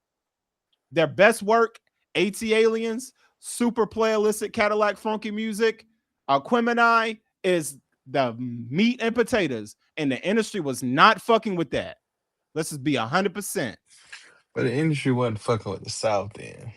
That's what I'm saying. I don't. So But I as don't. being a Southern person, I'm seeing the niggas who are able to take the shortcuts in other regions and get more and get all the spoils. So now Who? Like all of who? these things are Like who? Like who? Put a name on that bullet. Let me hear that. let's name some New York rappers. Let's just start with New York rappers that became multi-platinum rappers that we don't really give a fuck about right now. Let's start with Camp Lo. Is Camp Lo one of the New York rappers? I love when niggas pull up Camp. Jay-Z was rapping like Camp Lo. They pull up one song from Camp Lo. This is it. What? Uchini. Yeah, I What? can name you three But Ludacris songs that are but harder than that. for every Camp Low, you got niggas like let me think. A one hit Ooh, there's wonder a from there's the a whole South. article I just pulled up. It said this is published in Uh 2010. 10. This is in 2010, bro. XXL put out, Mm. shout out to Elliot Wilson. He probably put this shit out. New York losing its lion's share 2003 recap. This is in 2010. They were saying that New York was losing their lion's share. That was 15 years ago. And you think that they done got it back? No. This is because New York believed in itself a little too much because they had the media. This is what I'm focusing on. It had nothing to do with the music. They had the fucking media. Let's see. 50 Cent dropped Get Rich or Die Trying. That's a classic in 2003. All right. Freeway from Philadelphia Freeway. That was another classic that dropped in 2003. From Rockefeller Records. You had Jay Dilla. That's Philly and Detroit. Uh, No, it's Detroit. That's Detroit. You yeah, can't give Philly yeah, that's that. Detroit. Jay Dilla's Detroit. Philly is Freeway. You got Fabulous drop Street Dreams. Street Dreams. I was okay. That was an okay project. You had Lil Kim that dropped Still La never listened Bella to that album. Mafia. La Bella Mafia was dropped What's on from that Lil Kim. album? Mr. Cheeks Back Again dropped. Mm, mm, mm. Diplomatic Immunity dropped. That's a classic project. That is the MOP. greatest. That is quintessential Dipset right there. You That's as they best as they them can get. niggas. Now That's hold as on, best as stop they right get. there. Stop right there. You also gotta remember, bro, culturally what New York has done and what New York continues to do for hip hop is they give us these little just unstoppable pieces of cultural markers. Like Let's go to that 99. Dipset era, dog. You got to think, Joel Santana single handedly, well, him and Currency changed the way that Lil Wayne looked. Like, True. I True. get where you want to like discredit New But he York, and definitely I didn't change the way understand Lil it. Wayne rap, though. He definitely, we talking about rap, dog. I He Gilly the definitely didn't Kid change the way did. Lil Wayne rap. He Gilly the definitely, we talking Kid about did. rap. Here you, you doing exactly what them New York niggas do. New York niggas they will take the Gilly did conversation. it. This is what exactly what that dude did. Like it's Gilly on the did timeline. He it. tried to go back and forth on me on some South and Black, and then he goes, well, y'all afraid to walk in the rain, and I'm like, nigga, you mean the snow? Bro, you can't even go back and forth because like the way you even Joan is not it. Like, Yeah, as a let's go Southern nigga, I'm not walking in the rain because I have a car. It's a exactly, but difference. It's but a, we're not afraid of it's the a rain. Like there's a we're not cultural afraid difference here, bud. of like we're not I afraid of the got rain. I I you got a know box Chevy I'm what got driving. him pissed what got him pissed off was what I said was New York niggas be having all of this damn mentality but they don't even have cars. The motherfuckers can't even do a drive by. They gotta actually walk up to the house. They like, you know what I'm saying? The motherfuckers don't even having a license, but they have so much energy about what's going on. Bro, you can't even drive. Now, You now don't have at a the car. same token, I do just want to go ahead and put my New York card on the floor here. My family is from New York. Here you go. So Here goes Frankie Zombie right here. Here goes there Frankie Zombie. is a very soft spot in New York for me. Listen, I lived in New But York. My I mom is right do now stays in New York. I don't give a fuck about that shit, bro. The South is where the hip hop runs. The South is where the shit go. Now let's we go don't 4 no no years no back. wait. The South don't have hip hop right now. I don't Let- want you to feel that No, way. no, we definitely do. But let's go 4 years back We from don't though. 2003. Because 4 years from 2003 is when I was a freshman at Malden. So that's like before the internet.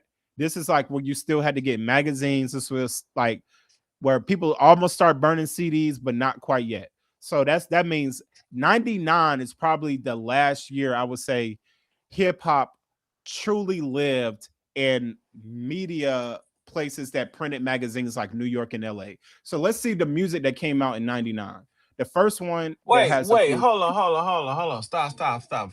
Before we move this conversation forward, you said that 1999, you yep, feel like that is the last year yep, that year hip 2K, hop Y2K. lived in New Yep, York yep, and LA. yep, yep. As a matter of fact, You I would you say, say that. You say that, right? yep, And you say this as as an individual who you said 99 was your freshman year, so that's a ninth grade year. that's my ninth You're grade at year. Malden. Malden High School, right? Shout out to the Moose Moose. You know what I mean? Oh Okay. God. So Yep. you 99, you're in your freshman year of high school. 99, I Yep. would say I'm 8 years old.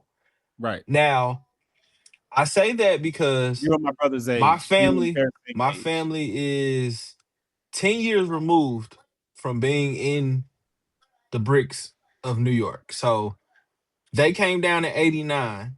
So I Right. have a weird mix of culture here, Right. right? Right.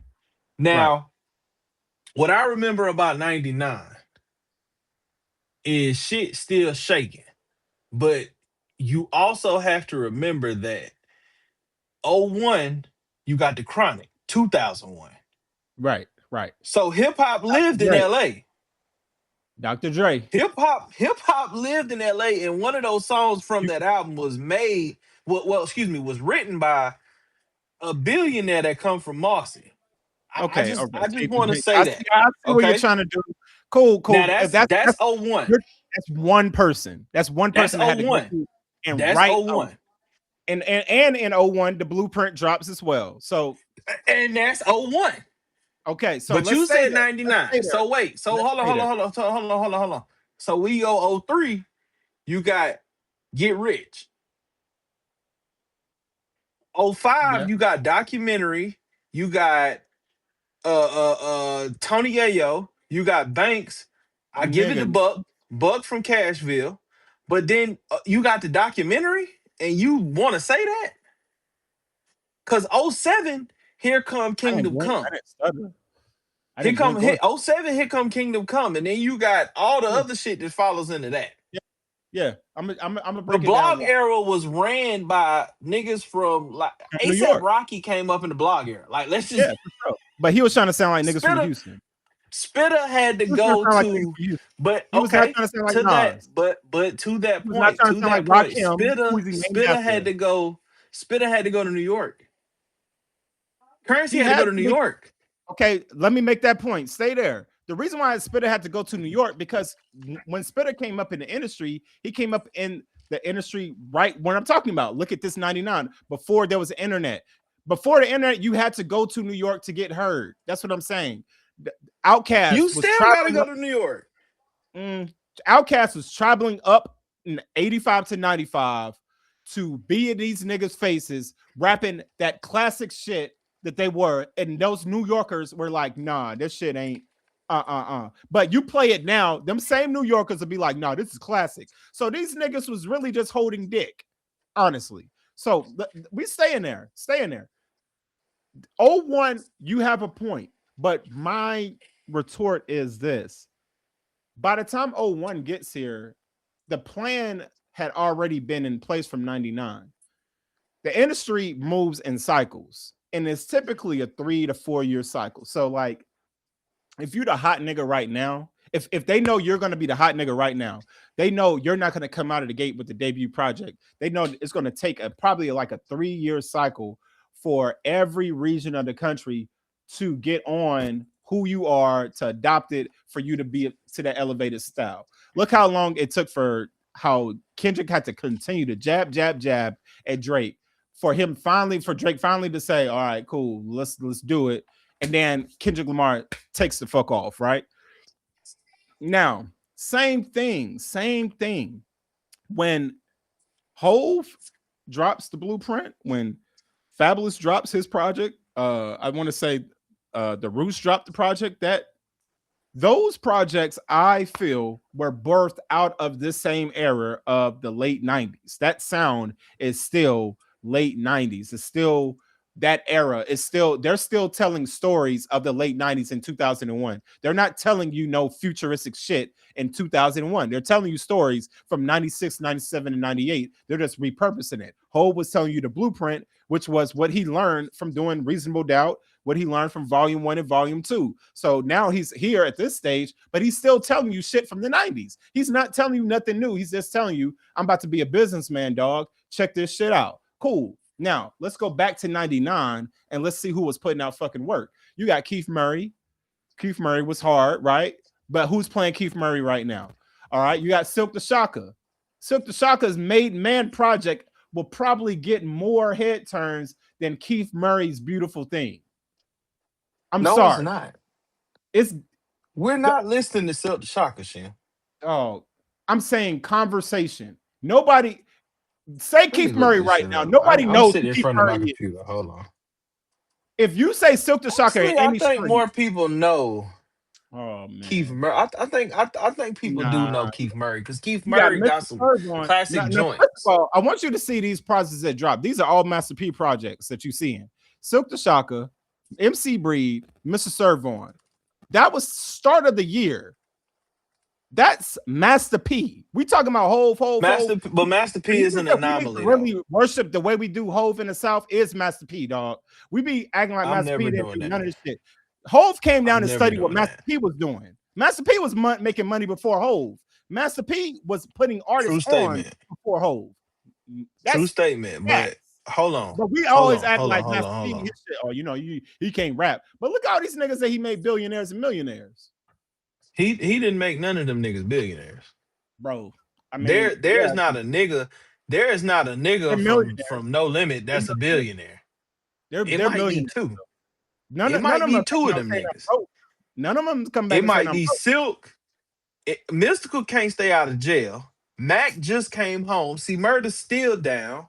Those are niggas that made bad decisions. Fiend is Currency's brother, and Fiend is still having to rap with his brother. Let's Look, start there. 99, Sibo, C Murder. Now, then you get Harlem World. Fire. Bro. A Nobody plays that. Nobody plays that hip hop movie. moment. No, nobody plays that shit, dog. Nobody's playing that shit. I can tell you that. But hey, You but mentioned to your NWA, point, Legacy. wait. To your point though, look at who that Harlem World album. Look at where Nah, that album came out. That's So Def, right? So what you know is Jermaine Dupri went and got some niggas from New York because he knew what time it was. that He shit was was like, trash. I need that. It is Because what it is. The South that still shit got trash. trash too. Okay, EG Chopper City in the ghetto shuts all that shit down, bro.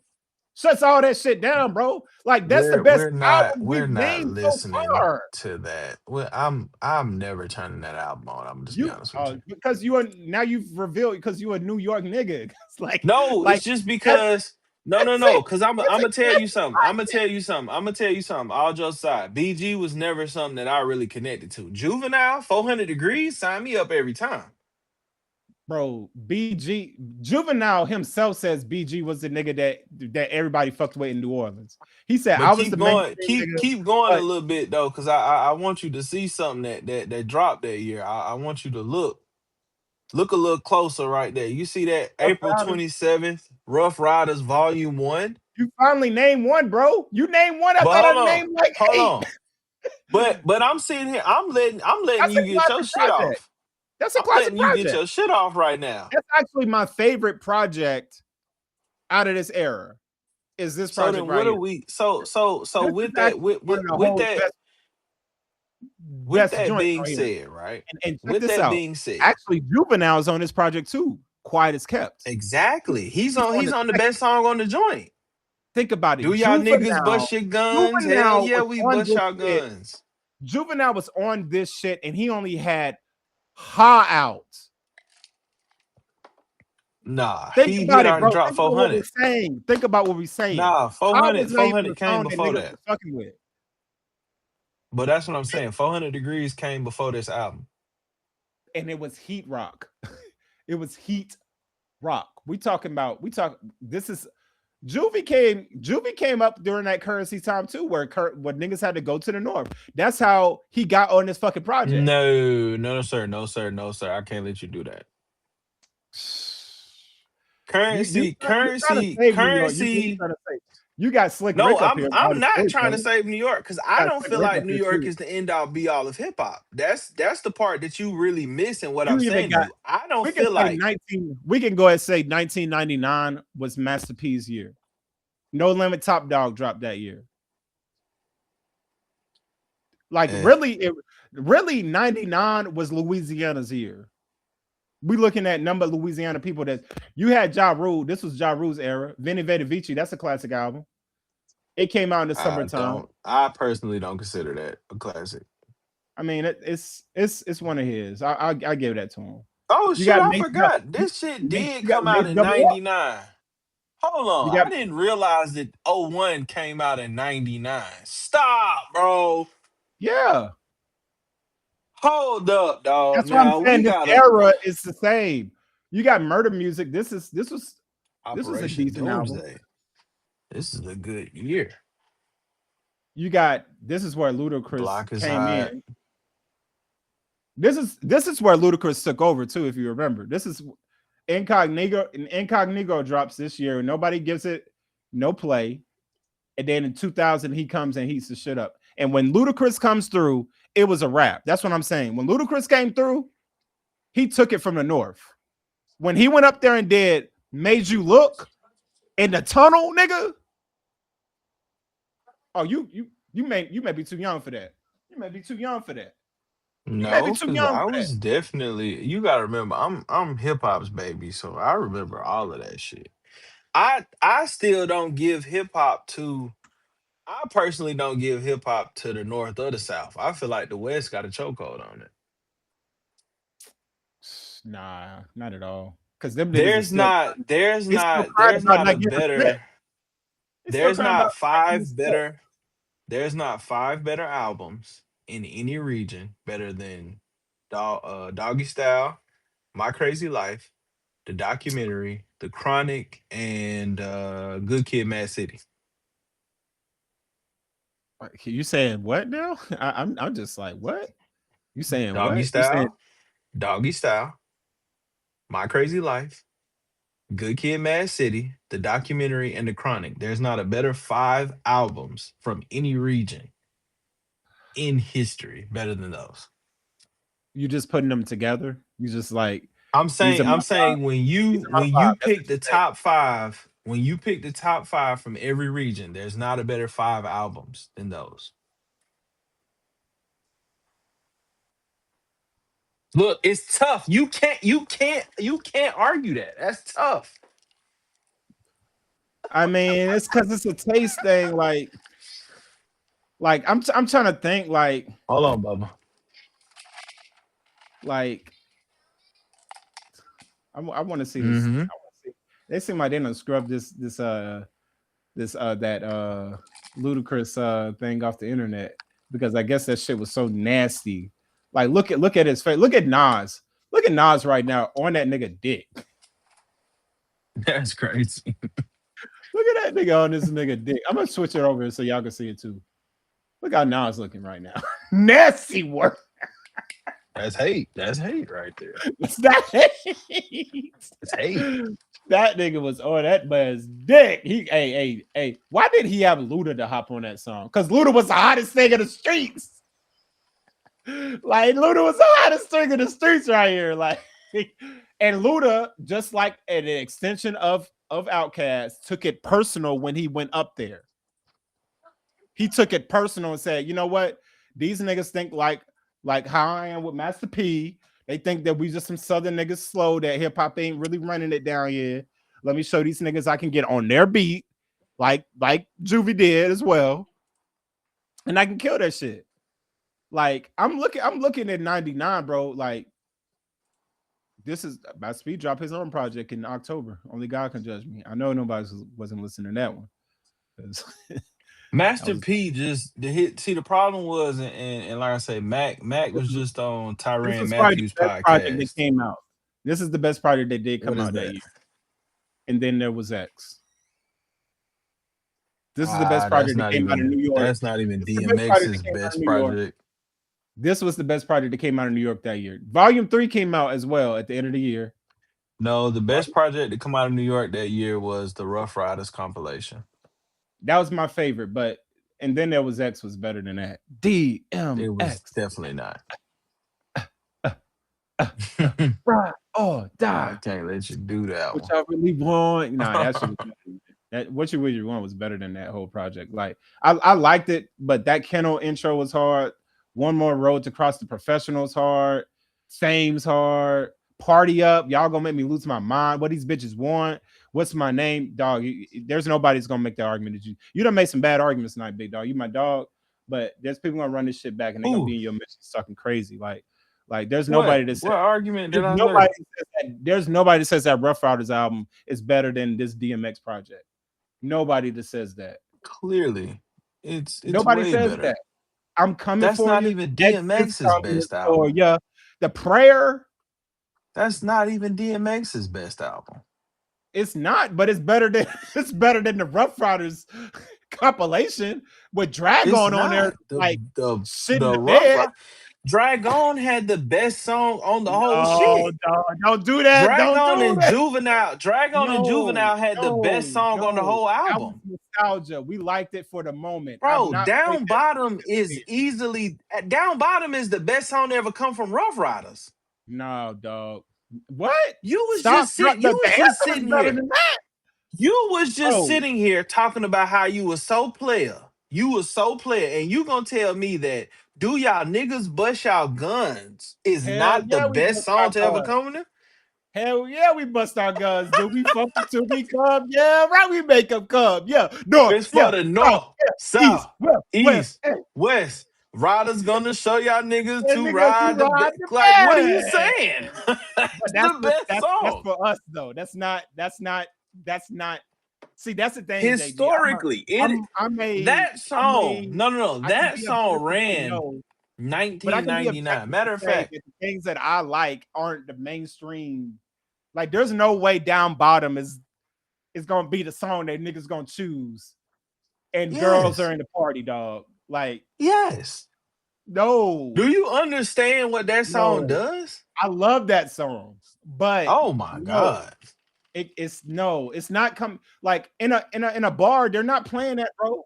They're playing this. And as I'm sitting here looking at the top songs, the 1999 top 40 entries from hip hop, we gonna This is act what they're like playing right here, we bro. gon' we gonna act like What's It Gonna Be was not the junt. Like, what This are you is what they're saying? playing, bro. Put 'em down, Shem, open I up. hear you. I hear you. Hold on. Cause you made an argument here that's New York. Oh, this day last year, right? So I'm looking through this shit, right? And this is how I don't feel like this year is more southern driven than anything. It is, and Because as I'm that's looking at what it, happened. the Yeah, the the biggest joints is from Juvenile, and it's not even Master P's year. That's Cash Money year. but Bling Bling I and Back pulled That it back Ass Up because came by out. saying I did say I meant to say a Louisiana year because that's really what it was. If you But look, then a lot we of those gotta rappers from forget. Louisiana. But you also forget that in the same year, Eminem came out. Exactly. If I How My just go Name Is the straight biggest to song from any of this shit outside of I Back mean, That Ass Up. like when I'm looking just right here, if I just ask Google, like what does even Google think the best projects out of 99 in New York? They first of all they got Jay-Z Volume 3. That's Big Uh-huh, Pimpin' with uh-huh, us, uh-huh. like is Let's not even. You know what I'm saying? yeah. Don't even bring that up because Yeah, I don't want you to have a conniption about that. I don't even. We I ain't even got to mean, talk about that. You it's know what I not, mean? if you talk about that's not DMX best album, we know that's not Ho's best album. He don't No, even do but Big Pimpin' no more. He don't even do that's Big yes Pimpin' he no more. does. We Yes he can't count Big does. Pimpin' anymore. He don't do that song no more. Hove does big pimping and don't even do his own verse. Trash, Oh, long trash. live the pimp, nigga. Soft, soft, Long live the soft, pimp. soft. You got Most Long Def, live the Black Oak pimp. Both Sides, which that's an album that I do love. I do love that album. I could talk shit about that Most Def project. That's actually his best Yeah, project I'm too. never listening to that. You I'm know, never listening to that. I'm that's never that's for gonna the even pick that out. that's for the what's that the chocolate milk and pancake chocolate milk and eggs that he got from Alicia Keys. You got Mob Deep, no. Big Pun and Fat Joke, no. Big L, Tree. sorry, rest in peace. Nas, Nostradamus, nope. Deep Big Nuts, L. I nope. forgot about the Big L joint. Black Star was fire, but nope. Q-Tip, Vibrant Thing, nope. Pharaoh Munch, Fire. That's hate. That's hate. Pharaoh Munch, put your hands where my eyes can see, no. Farrell Munch got a joint. You, Shut bro, the you not fuck playing up. none of them joints. None of that shit is in your Serato in these parties. You DJ in the South. You DJ at Maze. You didn't play none of that shit. Hey, I had to DJ for my crowd. If I lived in another region or I was able to tap into another age bracket, that changes the way that I DJ. Let's go to the West Coast though, because you're starting to make West a Coast the scene. best coast, bro. West Coast West the Coast best is coast, bro. 99. Let's look at 99, what they were doing in 99. You had Dr. Dre did drop the 2001 album. Classic. We can't debate that.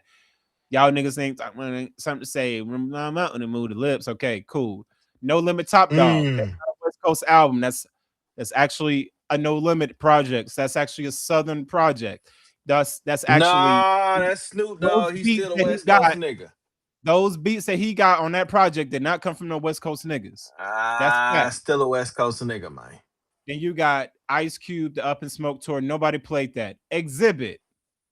There's no project there. They're just naming names, no projects. We can only say Dr. Dre had a great year in 99. Now let's go to the South. Southern rappers. Because this makes my point. This makes my motherfucking point. First of all, we start with the motherfucking Cash Money Millionaires off top. They're going to list all of them because this is where 400 Degrees drop. And But back that Shem, ass you only so to your argument here, my argument has never been that the South now we're going to ran zoom in this on era. this I shit mean, right here. excuse me. My argument was never that the West ran this era. Okay. What I've What was it? always what I've always maintained and what I've said is that the West Coast is the best coast in hip hop, right? And I don't agree. right now, what you're looking at is you're looking at the sample of the late 90s, early 2000s, where the South was starting to make their way in, right? Bro, 400 So Degrees, crazy, so crazy in the last days, once and Getty Green and Guerrilla Warfare are those four projects right there are better than the four projects that you try to bring in that discussion. And you you know mean that Getty hold on, Green, hold on, you hold on, know hold on, Getty time out. crazy in the hood. Time out. Time out. Let me break this right here. Okay. You said that Did I say something wrong? those how many albums we got, right? We're looking at 5 albums. Getty Green, bro. You say that these 5 albums from 1999, those 5 albums Whole from time? 1 year. Wait, those 5 albums from 1 year They were better can than the go ones you against mentioned. can go against the Yes. Doggy Style album, Yes. Yes. arguably one of the greatest albums to ever Yes. come out in hip hop, Doggy Style. Yes. The Yes. the the leader of the G Funk era, Doggy Style. Good Kid, Mad City. That's 2012. So that's eons away from that. Yeah. I'm saying all that. I'm The standing on it. documentary album, Yeah. My Crazy Life, Yep. and what else did I say? I said, did I say Good Kid already? No, The Chronic. The Chronic. Bro, bro, Those 5 albums. bro, 400 Degrees was so hard. 400 Degrees was so hard that they waited 20 years to drop the song 400 Degrees. Like this song right here,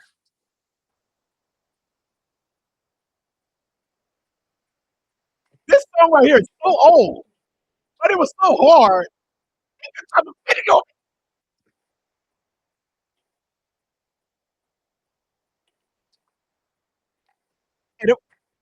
What do you call that? Shem, That's I old will Juvie never, face. I will never deny the If greatness this of shit goes 400 off in the party, Degrees. JG, I'm telling you, if this shit goes off in the party right now, you know it's Jim, lit. this song cannot hold a candle to if the homies can't have none. I'm If ain't no bro, fun, come on right now. you should have went If with Still ain't Dre. no Should have went fun, with Still Dre. You should no, have went I'm with Still Dre. not. I'm not. You want to play Big Joker for Big Joker. The only song Juvenile got that can hold a candle to anything in Snoop Dogg's discography is going to be Back That Ass Up. You mean to tell me that if this song comes up, I can play? Hold on, bro, because now I got to pull up the track list of Doggy Style. Because you want to play the game. You want to play that game. Hold on, we gonna find the track list of Doggy Style. bro, you gotta I'm think gonna go about it. You out. gotta go I'm get gonna the go track all the way list, to man. 93 with it. I'm telling you what's I'm going eating them all the way to alive. 93 with it. I'm I'm going telling all the you way what to 93 with it. I'm going to I'm telling you 93. what's eating them alive, bro. I'm telling you what's What eating the them alive. fuck does Like, Juvenile have? No, seriously. What the fucking Juvenile's discography can he play against Gin and Juice? Jim, Exactly. You're taking too long to think about that. I mean, that's one. You got it with gin and juice. Murder I would was the play back that case. ass. I would actually I would return with back that ass up after gin and juice. I would go if you're gonna go with gin and juice. I'm doing this. I'm doing this just to clear the air out. Just to clear the air out. And when you do Clear it out. that, Now what you play when after that? you What you do play that, after that? What you play after that? when What you you play do after that, that? I'm gonna go straight to what's my motherfucking name? And Snoop then, Dogg, yeah. and then I'm gonna do this. And then Dog. I'm gonna do this. And then I'm gonna do this. I'm I'm gonna do going, this. I'm going, I'm gonna I'm stay gonna in do this one this. album. I'm gonna do it. I'm gonna stay there too. I'm gonna do this. I'm gonna do this. I'm gonna do this. Relax. Everybody sit down. Take a bite. Come on, Take dog. a drink. Because this is about to Come be a on, real party dog. now. Yo, Shem, none of that is going to hit when I come back with What? what's this? When I go What? to UPT? that Shem, nobody wants to hear that. I'm gonna go G's up, hoes down. I'm gonna keep going back and forth. You gotta remember, you trying to argue one of the greatest albums in hip hop history. Like And it's you 400 degrees can't to die. Juvenile himself can never fuck he cannot fuck with Snoop Dogg, bro. He can't fuck with Snoop. I love Juvenile to death, bro. Juvenile is But one of the yeah, ones for me. Juvenile has nothing in his discography that can go. If them niggas go song for if verses called like right now and said, yo, we want to go Juvenile and Snoop Dogg, it's going to get come on, bro. unfair. This right here,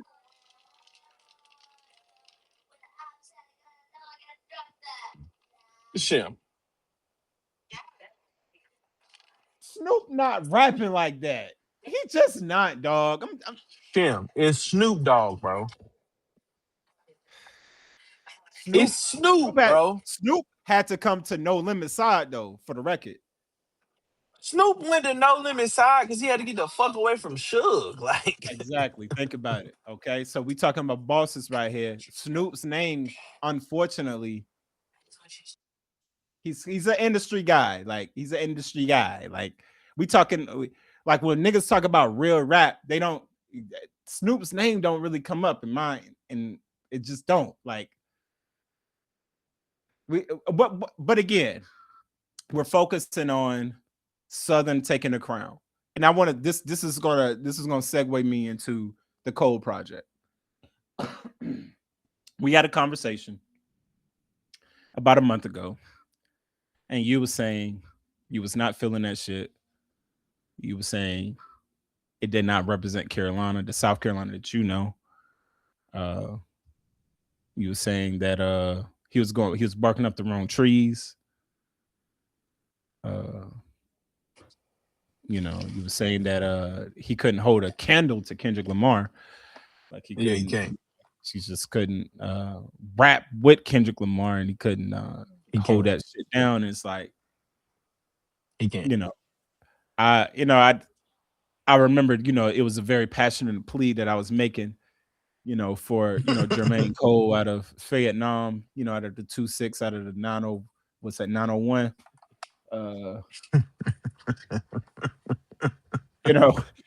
You know, that whole 2695, you know what I'm saying, 95 to go to Florence, you know what I'm saying? We was trying to rep for y'all over there. And and I was saying, like, honestly, Cole put out really to this day of year 2026, the best project of the year so Yeah. far.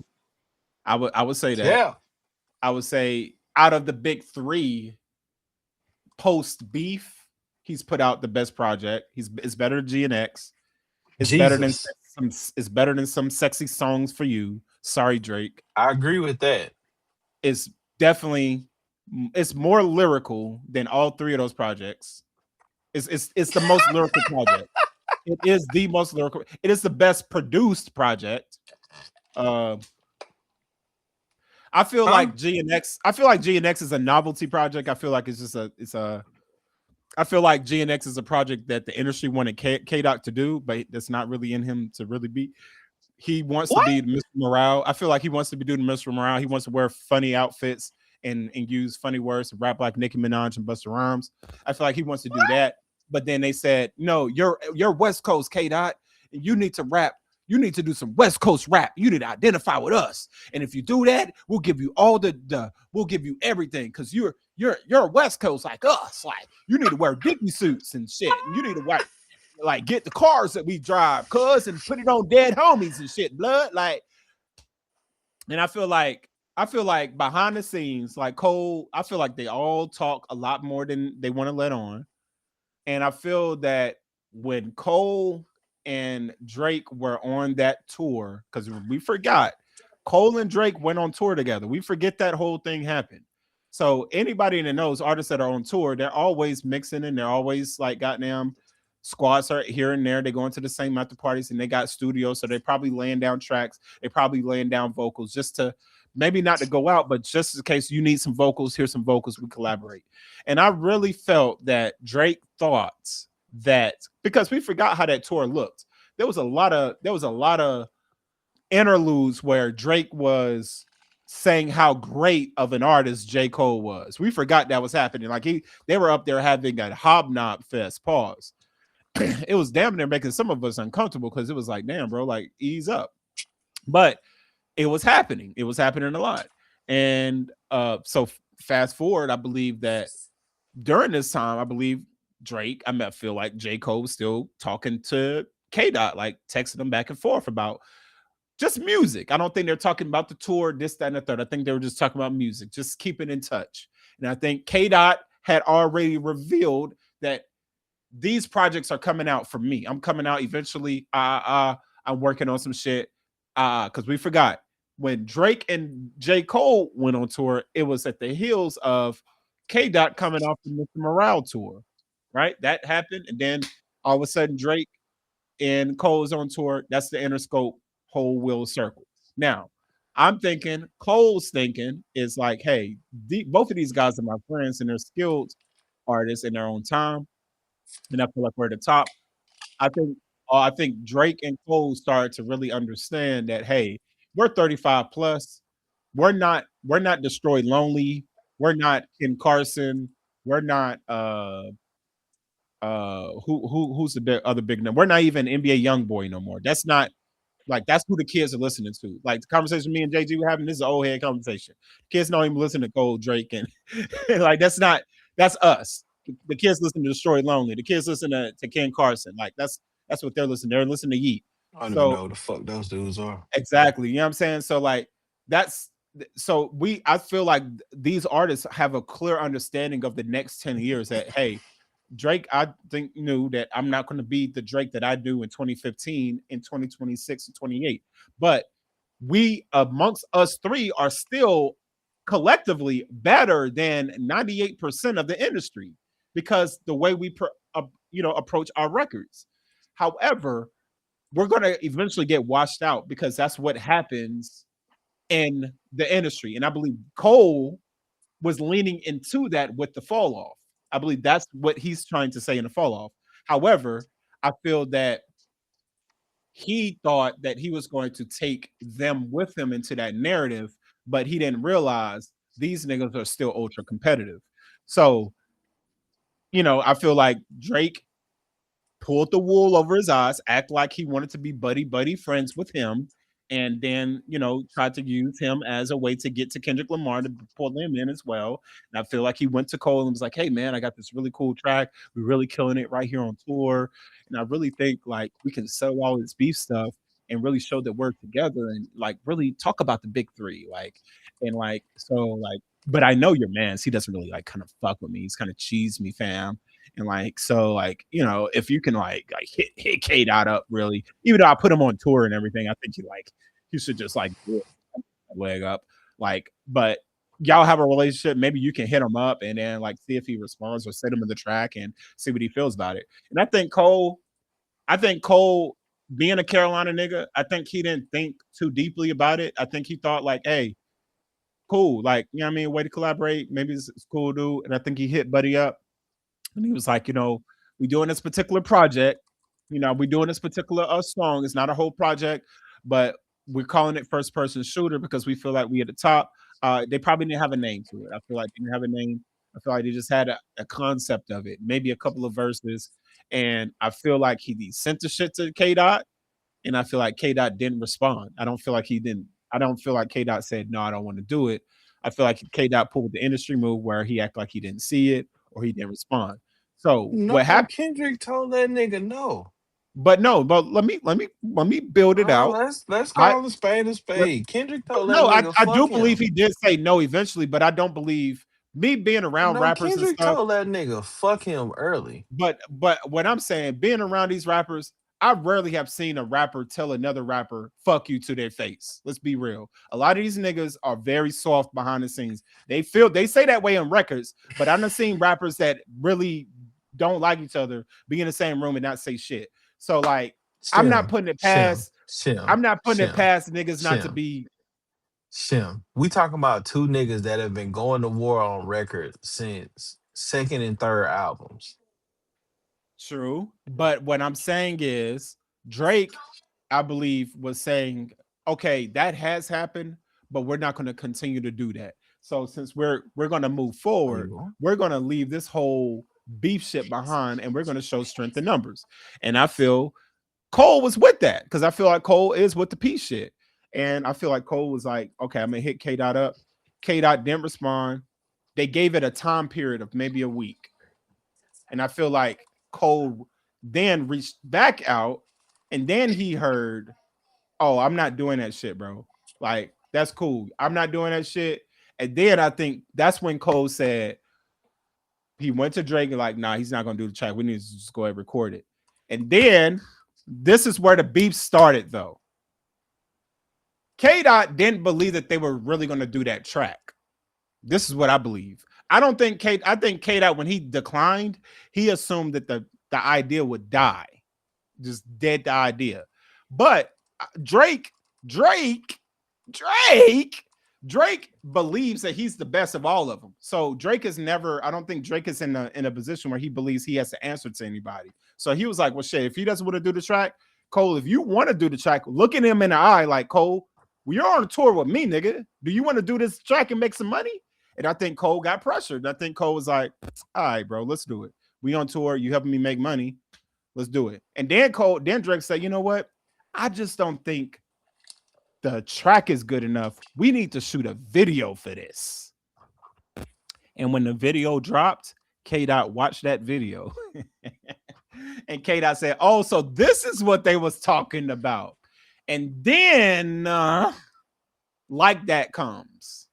And I feel like the verse that he has on Like That was the original kind of verse that he was going to have on the song. But he knew how K Dot was going to come on first person shooter was not going to be on no peace shit. He was going to come on this song to kill him.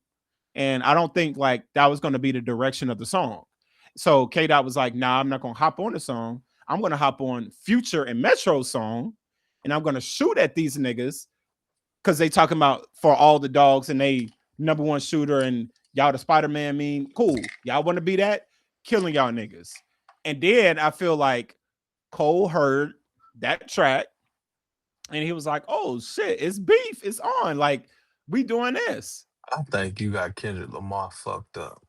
I think Kendrick Lamar got most of his people fucked up. And I think Kendrick Lamar ain't the nigga that y'all think he is. I'm putting it that way. Because I feel that he is manufactured. What? I feel that he What? is postured. I feel like he is put up. I feel like the criticism that they have of Drake of Drake right now is the benefits that Kendrick Lamar is receiving right now. Huh? And you're looking at a guy You believe this shit?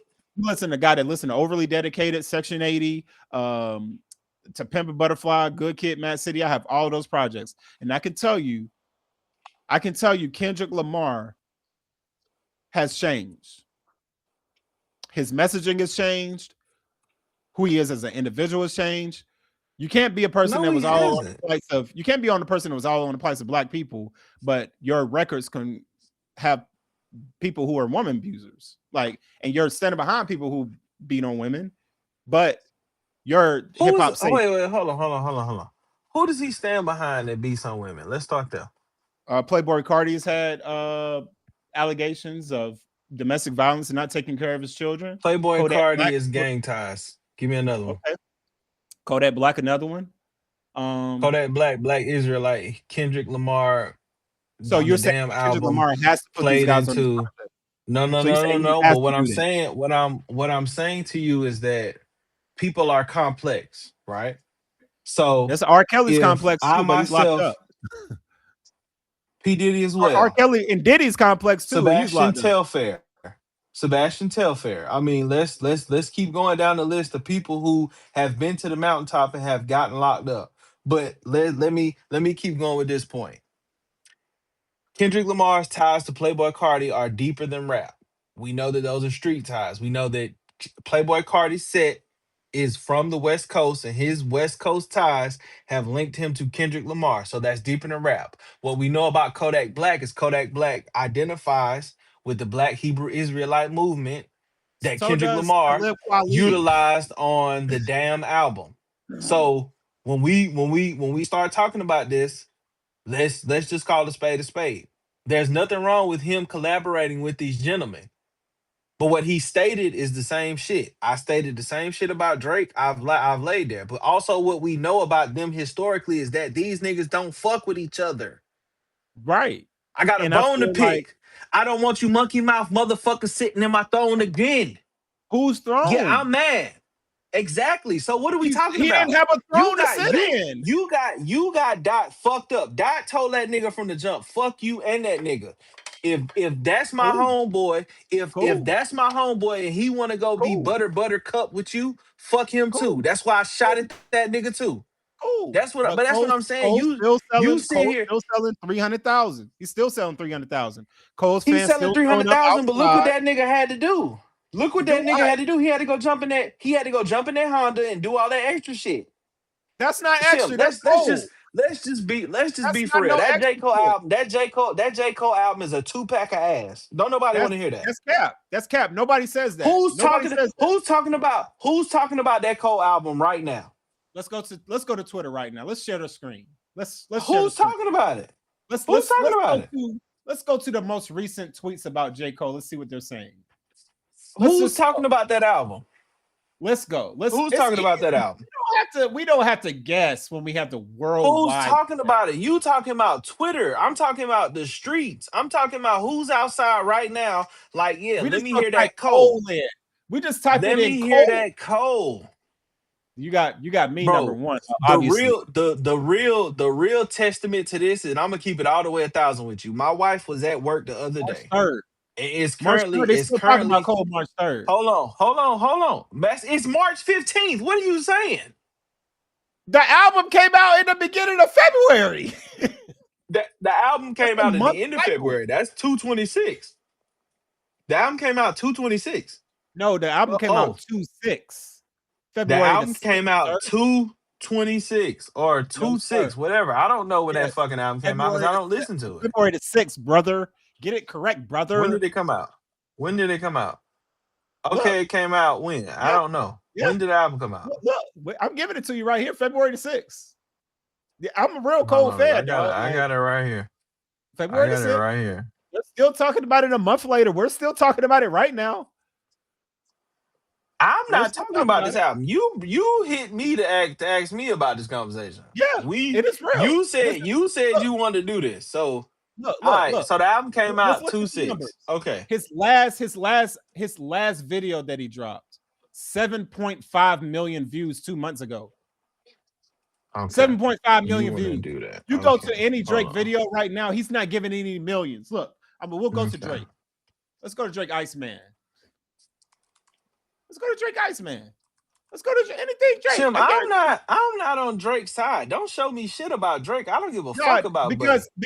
because like we're talking I about the don't big give a three, fuck about and Drake. No, no, we're no. talking It about the ain't big it three. see that's the difference though. It's not about big three with me. It's about Kendrick Lamar. It's about Kendrick Duckworth. It's about K Dot. It's about Kung Fu Kenny. It's about the biggest of the big. It's about the nigga who went to the Super Bowl and told them niggas, "Oh, y'all big as the Super Bowl. Watch me do this shit." It's about him. Look Now at that that was nigga iconic. views. Now that was iconic. That's what I'm That saying. was You sitting iconic. here talking to But who put him in the me Super about a Bowl though? nigga I don't give a Who fuck put him? about though. Who put him You in the talking Super about Bowl Drake. though? I don't give a Let's go shit back to about that. Drake. Who put him in the Super Hove, nigga. Bowl? Who put him up? Okay, all Hove. right. Let's just stay. The Let's just stay. biggest, the And biggest, who the was going at biggest. Hove? Who went at Hove on the project actually? Who? All right. I got to do it to you, bro. I got to do it to you. Who? You talking about Jermaine? I mean, You talking? Hold on. I mean, So you talking about the I little mean, nigga? You talking about the nigga I put on? You talking about a nigga I told to go back in the studio and create workout? You talking about that nigga? what? Come on, Shem. Don't nobody, What? Shem. Nobody is listening to this album, bro. What? Shem, you're not listening to this shit, bro. What? Shem, you're not listening the to this Civic right shit. here, baby. The Civic right here, baby. And you know what? The Civic is on the lift. You know Broke what? down. This is why I want to talk about that Civic because He a lot of you broke niggas down, is Joe bro. Budden. I'm directing this directly at you, Joe Budden, because you sound like a fucking idiot talking about this damn Civic. For someone in the industry that is we was just on the same episode and B Dot handed you a fucking hookah that had your name on it. So me to tell me that you was out here manufacturing hookahs? Shut the fuck up. Y'all niggas is just make up things. Y'all niggas because no. Let me cook. A lot of you niggas lack originality. And the fact that you guys lack originality, when niggas do something that y'all wouldn't do, y'all try to throw salt on it. This nigga does not ride around in a Civic. We know that. He was rapping about the Civic that he drove when he was in Fayetteville. So he decided to go get a Civic that's similar to the one he got in Fayetteville to drive around and restore the fucking feeling to his fans. While he was driving a Civic, he had a whole bus behind him with a Urus. And when you go to the inserts of the video, he has the Urus around. So you niggas are just trying to pick apart this man because he's doing shit outside the fucking box. And he didn't go throughout y'all to get there. He didn't dick ride the industry to get there. He allowed all y'all niggas to talk shit about him. He allowed all you niggas to make your think pieces of what he should have done in the beef. He ate his L. He took his L. That's the thing. A real nigga gonna take his L. A real nigga gonna be like, you know what? I lost, cool. But that's not gonna stop me from creating the way I want to fucking create. And you niggas gonna watch me do it. So what niggas did, which niggas typically do, say, oh no, I don't want to do that. Well, let me show me where your rollout is, Joe Budden. What was your rollout? What did you do for your rollout? For No Love Lost? We talking about a nigga. We talking about a nigga that do millions of views and millions or whatever for a podcast every week. We talking about the biggest Talking about nigga. music, we're not talking about that shit. But wait, I don't give a fuck about none of this. that We're talking about hip hop music we right now. can't measure music because these are two niggas from two different eras that's playing the game two different ways. We talking about one nigga who got the whole stimulus package. We talking about another nigga who got dropped by Def Jam when Hove got there. We can't have that conversation about music. We talking about a nigga with the He got biggest dropped by podcast Hov. in He the got dropped world. by Yeah, Hov. that nigga He got didn't dropped. last Boy, in Def Jam. I'm about to hang this shit up now. You talking about he got dropped by Hov? How? Where have you found an article that he got dropped? He either by got Hov? dropped or he got shelved. Whatever. Joe Budden's Def Jam run with Hove was not it. Bro, And when he talks got to about it on the Rockefeller show. Records, when he got to Rockefeller Joe Records, Joe didn't Budden's get career signed was to already Rockefeller. done. His shit was already Joe done when he didn't got. get signed to Rockefeller. He Joe was was signed on to Def DJ Jam. Clue. He was a DJ Clue artist. To So Def Jam. he went wherever DJ Clue told Joe Budden to go. Let's just be He real. never had a Rockefeller chain. He was never a member of the He Rock, wasn't. nigga. He never What are you was. talking about? He never was. So I don't understand But that's what I'm saying. But that's what I'm saying. You talking about J. Cole, who got a whole stimulus package. What stimulus package did he Told get? that nigga, bro, What the whole first album. J. Cole have? J. Cole's first album is Rock Nation. What? His whole album is Rock Nation. What are you think talking about? J. Cole got a stimulus package from Rock Nation? Yes. What are you talking about? Oh my! And Kendrick Lamar didn't get an Interscope and Rock Nation stimulus package? Kendrick Lamar got the cosign from Dr. Dre and the rest of the West Coast. You got Hope on record. You got Hope on record saying, "Oh, we had to push Kendrick Lamar through the Super Bowl because he beat Drake." That's a stimulus package if nobody else says one. Like, let's look up that J. Cole get dropped because we don't want to do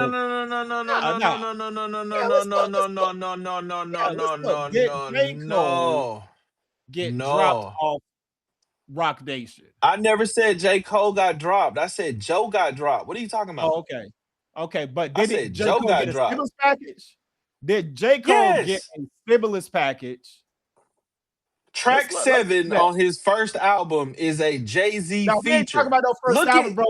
Let's stay focused. Hold on. We talking about the fall off. No. Talking about the fall off. So then let's go to the fall off then. About that shit. We ain't, that's old shit. He talk about that on the project on how he was trying to rap to the fall off. That's about it. We talk about the fall off. We talk about the fall off. Go to the fall off.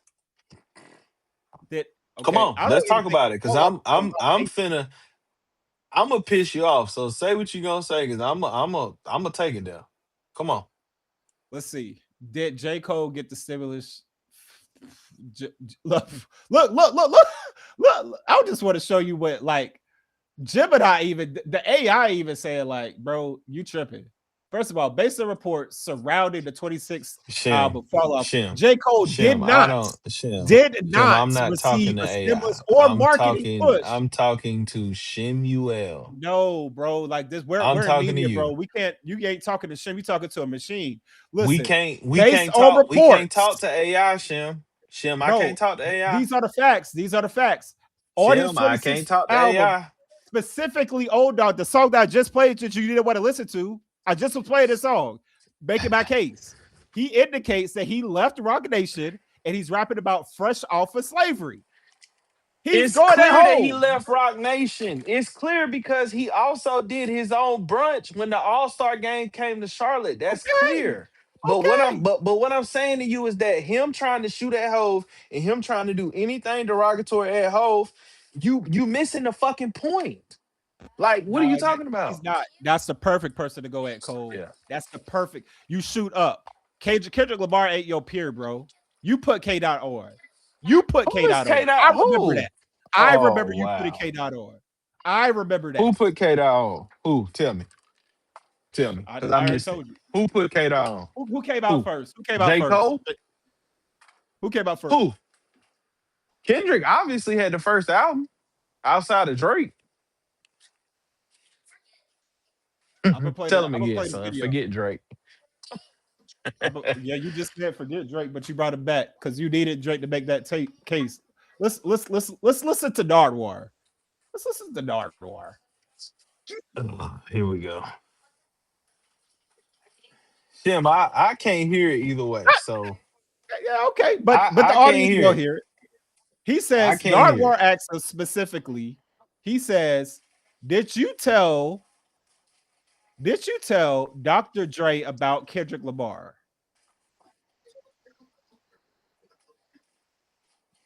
Does J. Cole have any records with Dr. Dre? Let's start there. That's not even a point. That's not the point. You asked me. No, I'm asking you a question. No, don't deter from your original question. Let me ask your original question. Your original question was, show me where you said Cole. You said Cole put on. I said Kendrick.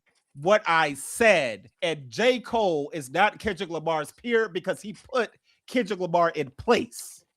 And I said what I said. And I meant what I said. The only person that J. Cole can go at when he shoots at anybody is Hove. And that's why he's shooting at him on old dog. Cole couldn't even go back and forth with a peer. So I don't want to hear nothing about this nigga. Cole took shots on this album at niggas who are under him. He took shots at niggas that we don't know their name. We don't know the niggas he was shooting at. Now I we do don't have know those niggas, bro. I do We have a don't critique know on those. that. What are we talking about?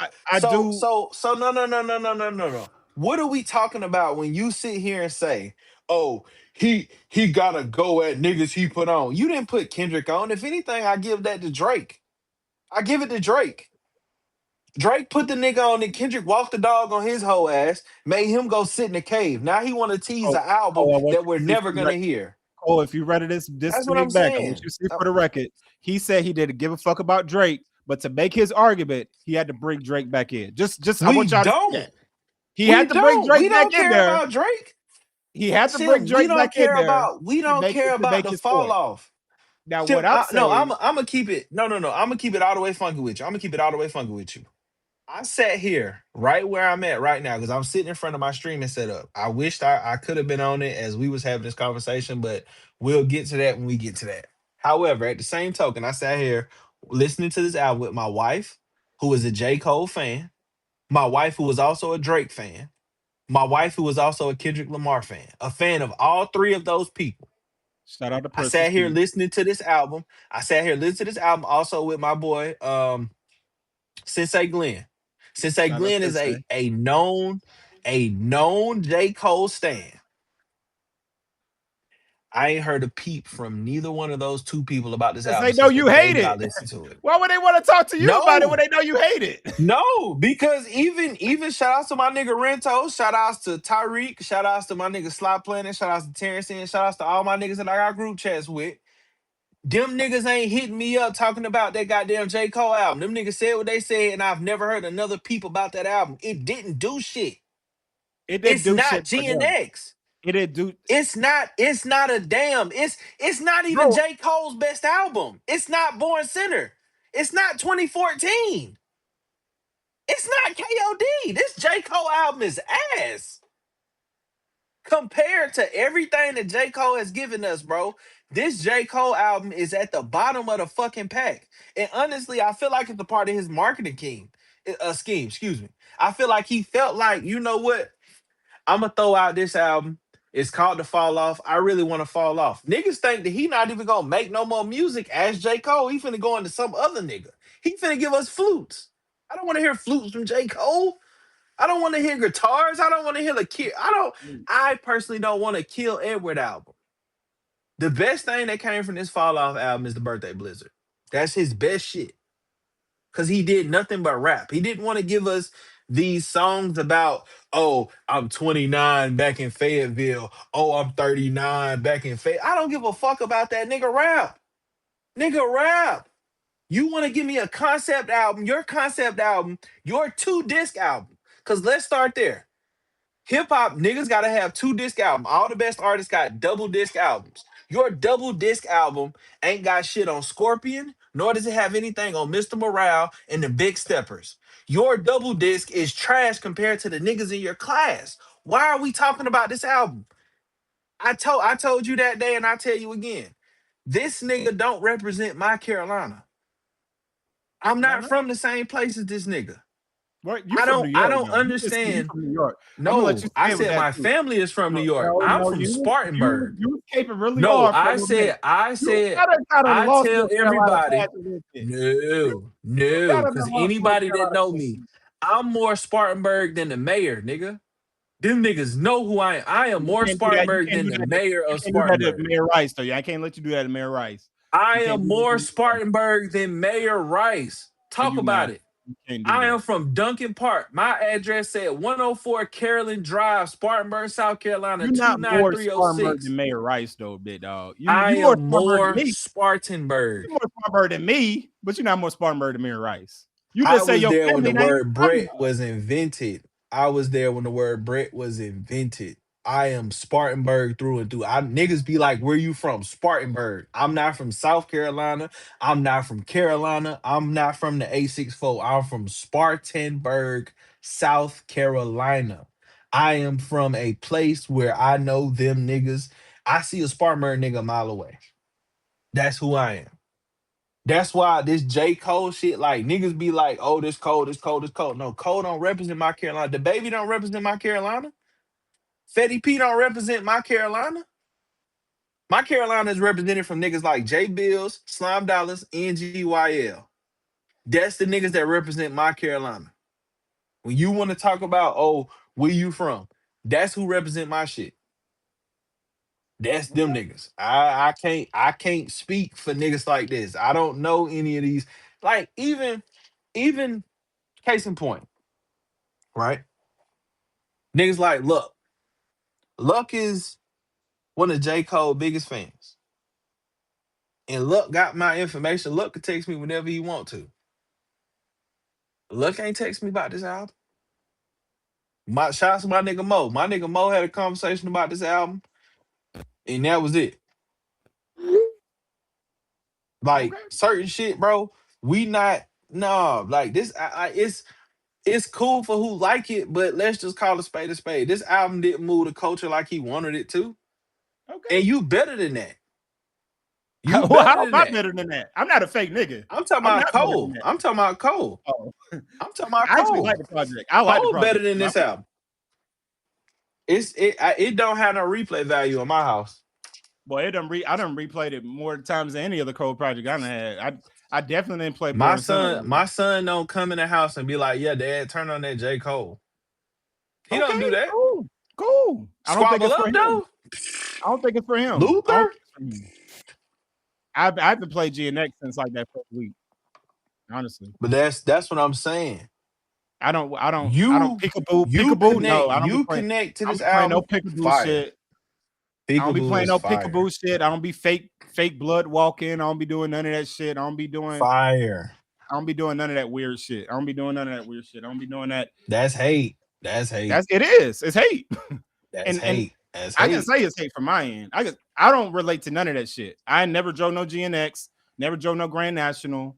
My niggas don't say on dead homies.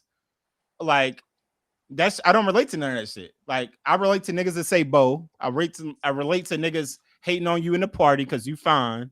I relate to niggas scheming you out. I relate to hoes playing you to the left, but still want you. I relate to more of that shit than niggas right to passage to gangs and shit. That's not like, and my brother is deep in that shit, and that's we still don't even be like But you come from a place and you come from an era where it may not have been a color, but niggas bang they hood. for sure. Niggas But like bang, niggas bang they set.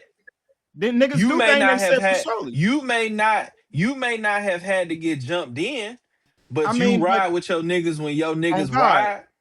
But So see, my so way of so getting so jumped what are in, but my we way is getting, but but you gotta what are we understand my way of discussing? getting jumped in. Now, let me, a way of me getting jumped in probably wasn't physical violence, but a series of mental tests because niggas know they weren't gonna touch me, but niggas want to know where my mind was at. So I did go through shit where niggas would put me in certain situations to see how I react. And they saw, oh, this nigga don't call the feds, he don't be running scared. Oh, okay, he one of us. That shit has happened to me for surely. Now, with that being said, in them same environments, I didn't hear no West Coast music being played.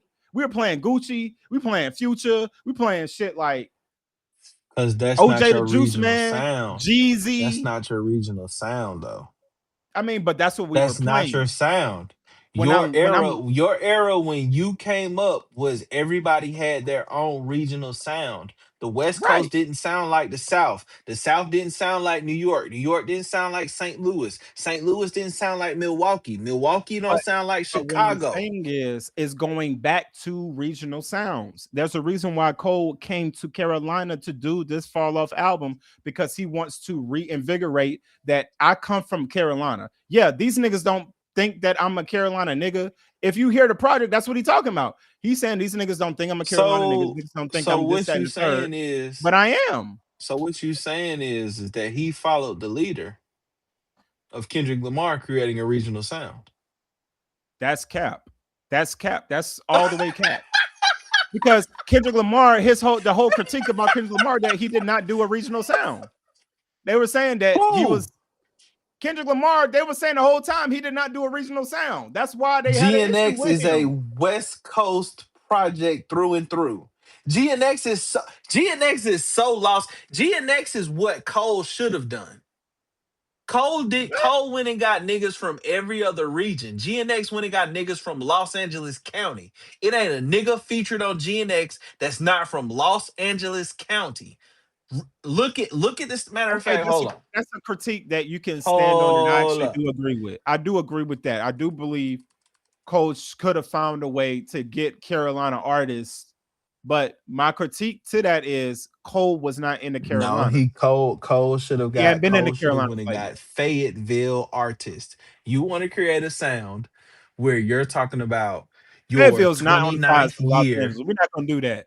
Los Angeles is But like but you but you have but huge you ass have city, and people, it's you like have Spartanburg. Moray, and there are other artists in your area that you can connect with. You wanted to create a regional album and you tried to do it, and it was a 2-pack of ass because you gave me 2 No, albums he that I did don't not give a want to shit create a about. regional album. He wanted to create his story in the region. That's what he wanted to do. The fall off, all the fall off is a culmination of all his work into one concise project. If there's a matter of fact, there's a challenge that people are doing where they're pairing songs from the fall off to other songs he's done before, like Deja Vu, that's similar to another song before. So, like, there's nothing different that Cole's done on this project, in my opinion, that's different than his other work outside of how he sequenced the work and how he released the work and what he's actually saying at this point of his life on the work. And what he's saying at this point of his life, that he doesn't care about the shit that we even talking about right now. He don't care about it. It don't matter to him You that don't care about feels what? that he lost the battle. It don't matter to him that he feels that people feel That's that his he's problem. not one of the best rappers in the game. When he knows when he That's goes his into the booth, problem. they still can't fuck with him. That's just the facts. Like Cap, whether because you we didn't show us that you're him.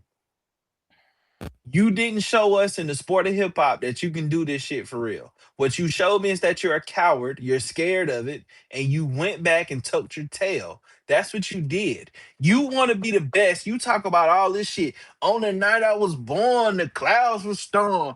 Thunder is. You did all that shit on Benny shit. And then when this nigga come tell you that the last 2 niggas from the top 3 is still kissing and hugging on stage, you went and said, nah, come hit my chin. Come hit me. You got it. No, you scary. You's a hoe. no no I don't teach you my son. I don't teach my right son to back down from shit. When you no out no there on that basketball court, when you on that baseball field, when you on that motherfucking football field, if a nigga get in your face and do whatever, handle your business. You Brody not gonna Brecher get scared. Brody You not Brecher gonna bitch up, and you not Brody gonna get in Brecher. trouble. Handle your I business. agree. Slow down. Handle, but I that's what agree I'm there. saying. So And so what are we talking I about? said You that. talking about, I said but that that's what I'm saying. You I sit don't here agree telling me, how he oh, handled the battle. niggas can't fuck with me. I don't know. I don't know that. You didn't show me that niggas can't fuck with you because you didn't want to get in the field. When them Yeah. 2 niggas, and that's why I respect Drake. I respect Drake so much. Cause Drake, even down to the end of it, even down to the hard He was part still 6, shooting. He was when still he was shooting. talking that shit, he was He was like, you still know shooting. what? I don't give a fuck. I'm going down with a fight.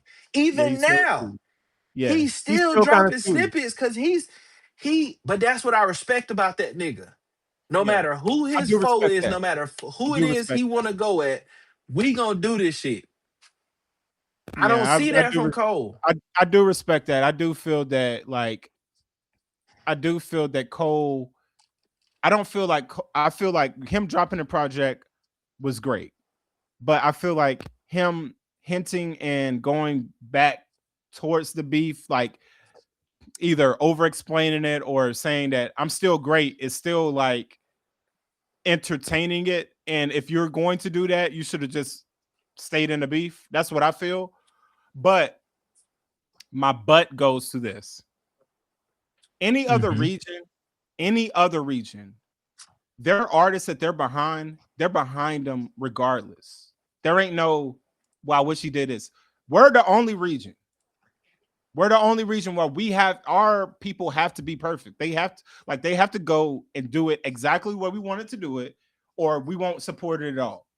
And we seen it with Debo. We seen it with Debo. Debo just had a situation. Debo's gone off and done superbly great things, Eh, but you got eh. a certain group of people who don't agree with how he does it this way, and they want to shut the shit all the way down.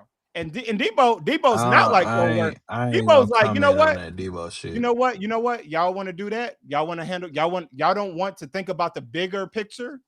Cool. We'll collapse it. We'll collapse the whole picture. Now, what Cole did was Cole was saying, I want to collapse this whole thing, but it's not fair for me to collapse it when I haven't finished my story back here. And my story back here is I still have family back here. And family back here wants to see me, right? And like my story, like I'm in Ohio right now. There are people in Spartanburg right now that feel a way that Shem left Spartanburg. That's just a fact. Whether we want to acknowledge who the people are or not, there's whispers, right? Now, those same said people weren't paying my bills. Those same said people, when I was doing all of those things down in Spartanburg, they were not the ones sharing the flyers showing up. So I like Debo. I'd say, well, shit, do what's best for you and your family, because if you consistently wait for niggas who are already behind to catch up, you'll be behind. So Cole, I don't think Cole even factors a Carolina mentality when he's talking about collaborating, because he knows if I actually try to entertain these motherfuckers, they're going to try to hold me back. So I got to talk about them, see him, but I got to keep him kind of like right here. And throughout the project, he's telling you how he goes down here, but there's a clear separation between him and the actual people that live here. It's all throughout the project. So he's not trying to say like, I'm Cole, I'm from Fayetteville, and I'm the best nigga here down in Fayetteville. No, he doesn't say that at all. He's saying, I'm from Fayetteville, and when I was coming up, there was no internet. We had to go to New York to rap, just like I said Andre did, just like I said Scarface. He went that same pathway. But the only difference with Cole is when he got up there to New York, he became a New York nigga. He became a Queens nigga. Niggas in New York right now still consider Cole a New York rapper. And the reason why they did not want to give him I his do. just due, because he came up under Hove. And they're like, well, you don't rap like Hove. That's why he doesn't get that all bells and whistles. Now, if Cole had went up to No, New but York, Cole raps like a nigga like you from New York. exactly, that's what I'm saying. So, but if Cole had went up there and just learned the game and then came back down to the South, like his other He would have never got on. predecessors did, he would have never got on. He know that, but he would have probably gotten more love from Carolina culture. But he knew I would have been broke as fuck trying to get Cole would have been better off. Cole would have been better off going to Atlanta. But Cole wanted to be like Nas. He wanted to be like Jay right Z. for So sure. he Right, he shot himself in the foot with that. So I'm not you know I'm not gonna hold him. I don't hold that part against him. He only did what he felt was right, and it worked for him to go to New York. I mean, obviously, you going to college up there, cool. You have this ulterior motive that you want to be a rapper, cool. It worked for you, great. But I don't have a problem with that side of it. I don't consider him a down south artist because his flow and his cadence is not of the South. right. He leaned into the New York Well, sound, in and this it worked for Fallout him. project, he actually is leaning. You can pick it up. He is actually leaning a little bit more to more Only southern through the vernacular. beats. Well, Only through the beats. it's in his rap. I hear how he's rapping in certain words that he's stressing. I can tell that he's trying to stress a southern dialect. And when you Dog, you actually do, 40 something. You in your 40s and now you trying to be a southern nigga. Miss me yeah, with that one. I mean but that's exactly what's going on. So I mean, whether it's working or not, I don't That's know. But nasty, but it's nasty work though. it's the industry. That's It's the thing. nasty work that you wait It until is what it you is. he 41, nigga. You born in 85, G. Yeah, same me. So, but that's what I'm saying. You haven't steered away from who you are as a southern bred human. On God, you know, I wave my This flag. nigga, I wave my shit. this nigga wanna play. Oh yeah, I'm from 2-6. Oh, you didn't You know, start. He didn't start screaming that 2-6 shit till 2014. no, for real, you own it right there. You know, Cole is that guy. You know that guy that you went to high school with. I want to say a name, but we're not gonna say a name. He's that guy that we all went to high school with. Cool. That I was wish really I knew from the that nigga. south. I don't know. He's the nigga that really was in our class, but will always talk like he was from another place. And he'll always say, like, you know, my family's from New York, you know, I got these shoes from here from Canal Street. But we knew his family was right down the block. But he didn't want to be associated with country ass shit. That's really what it was. The niggas had a little bit of book smarts and whatnot that wore the Fat Farm and wore the Jabot jeans and shit like that in the early 2000s and late 90s.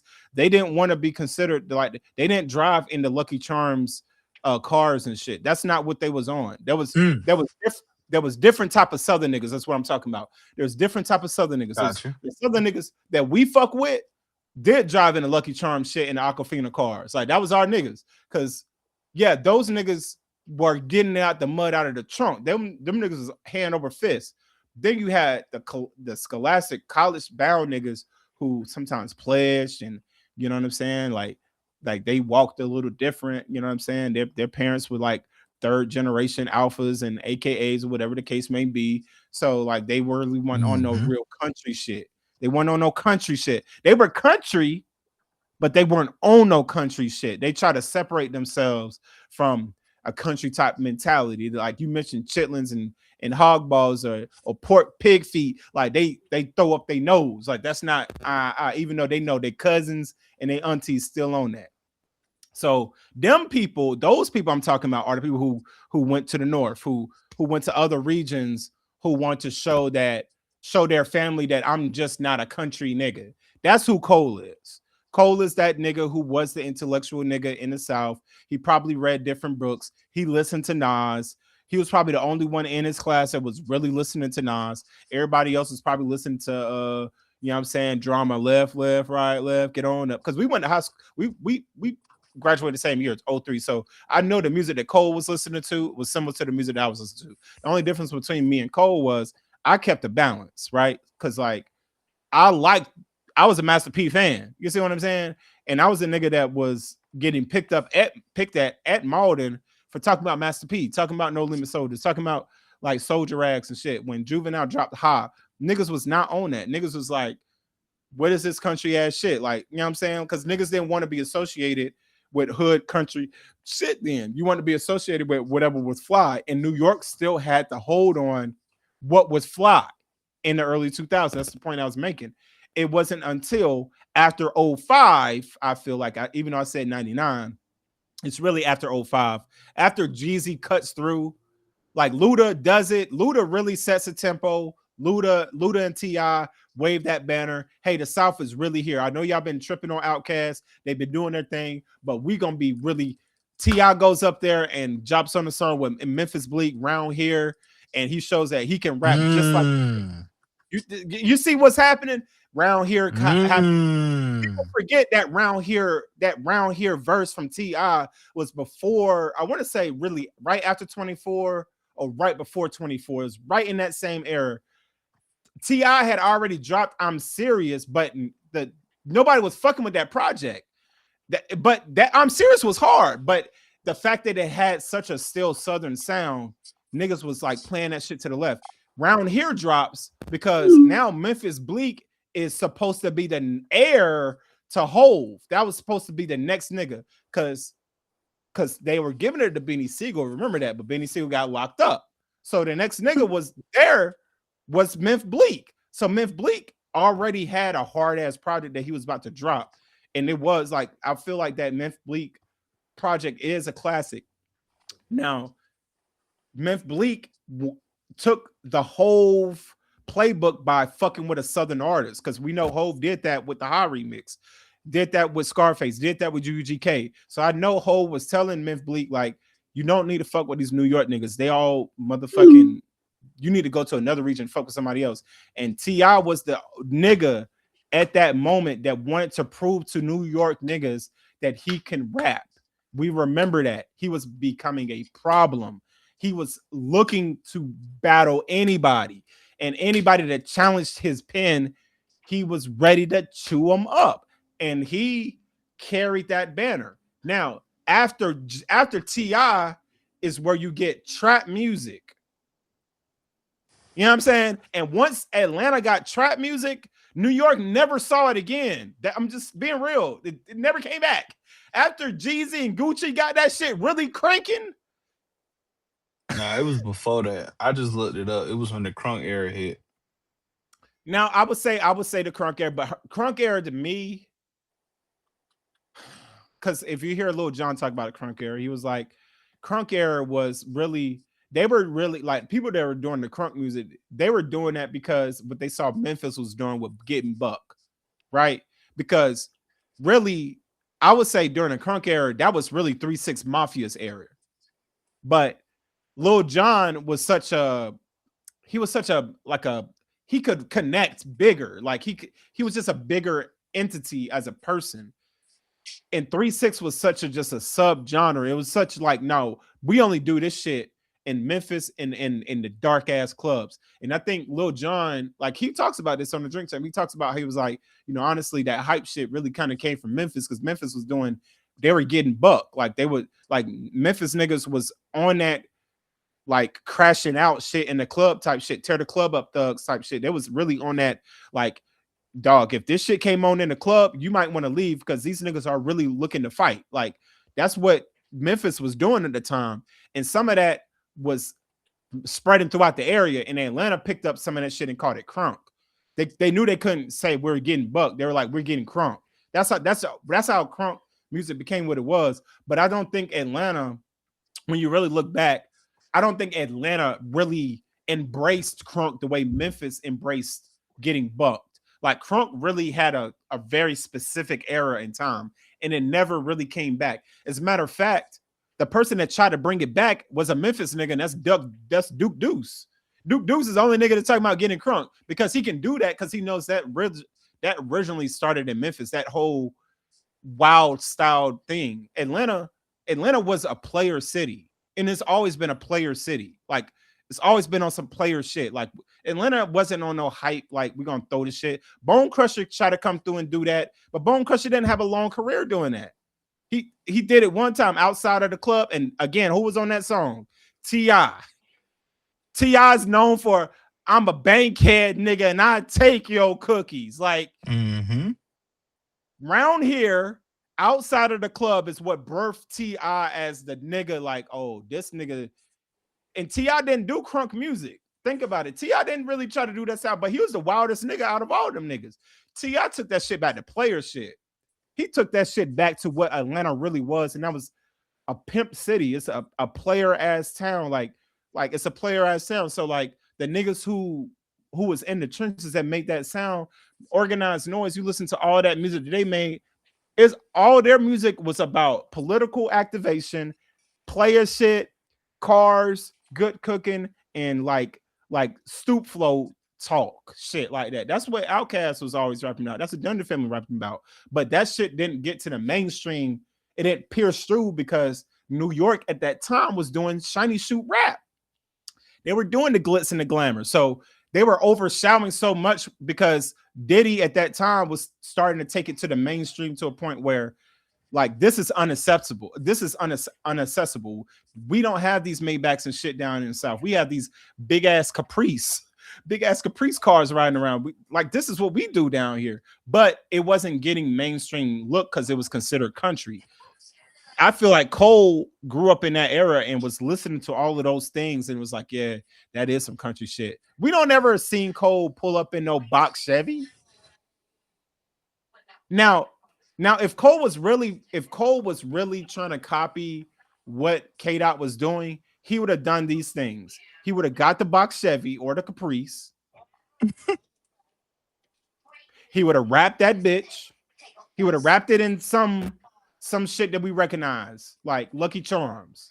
He would have wrapped that shit in some Lucky Charms shit. he would have got them put on a big T. Like if I was in charge of the campaign, and if you really wanted to go in on this shit, I'm like, Cole, this is how we gonna do it. We're gonna get you a Caprice. We're gonna jack that bitch up. We're gonna put some shit on it. Even though we're not gonna be able to drive from city to city, once we get into the city, this is be the only car you drive around in the city. You know what I'm saying? We're gonna pop the trunk, your shit gonna be in the trunk. We're gonna have that shit looking. We gotta put 15s in the trunk. I know you used to maybe 12s. We're gonna put 15s back there instead. We're gonna put some 15s in there. We're gonna always have gas on you, big dog. I know you don't smoke no weed, but we need to have the car always smelling like gas. So niggas gonna be in the back always rolling up. You need to hit the shit every once in a while to make it look like you one of us. And we gonna be hanging out at the corner store a little bit more than extra. A little bit more. Because you got a whole skit in the album about you going to the corner store and meeting a shorty that do want to get you. So if we don't post up on the block, it's gonna look like this shit is a lot. So we need to park the car there. We need to post up here a few times, and we need to find whatever corner store it is in the hood that niggas like to go to. We need to go there and get some flicks off. That would have been my thing. But Cole didn't think that way. But he thought from a college kid's perspective. That's why he got the Civic. We know that Civic. We seen that Civic at Upstate. We know that person that drives the Civic. The kid that drove the Civic at college, the black kid that had the Civic in college, his parents had money. Let's be real. His parents had money. His parents had money. We looking at the Civic like it's a beat up car right now. He was driving a late 90s Civic in the early 2000s. That was a damn near brand new car. It was a 99. No. Let me back up. The car wasn't even a Civic that he's driving around in. He's driving in a Honda Accord. I know that car. That's not a Civic. That's a Honda Accord. No, that was a Civic. That was a Civic. No, that's not a Civic. Let me show you what a Civic it was. It was that era Civic. Let's see. It was let's say 98 Civic. Because let's say this is a 98 Civic. Let me show you what a 98 Civic. A Civic is way smaller than what he was driving in. He is 6'6". He can't ride in no Civic, dog. I'm gonna show you what a Civic looks like. This is a Civic. He was not riding in this.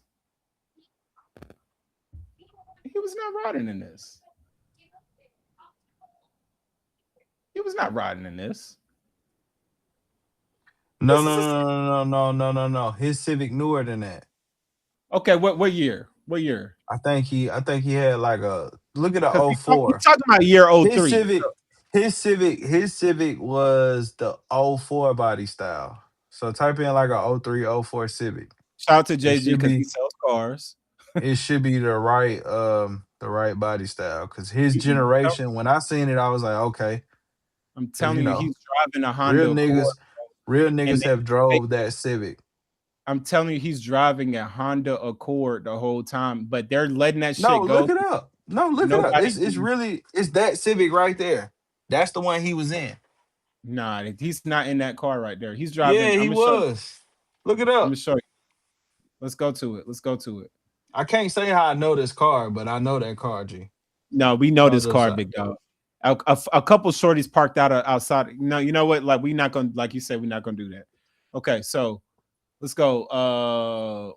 J. Cole, because I know they're gonna have it as Civic in here because they're not paying attention. Because the media just takes something and runs with it.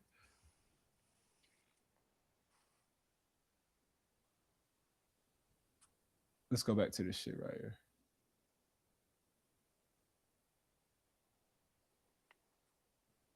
Get a better picture of it than this Instagram shit. Cause the video that I be seeing, that shit don't look nothing like no Civic. It look like a Honda Accord. Okay, here.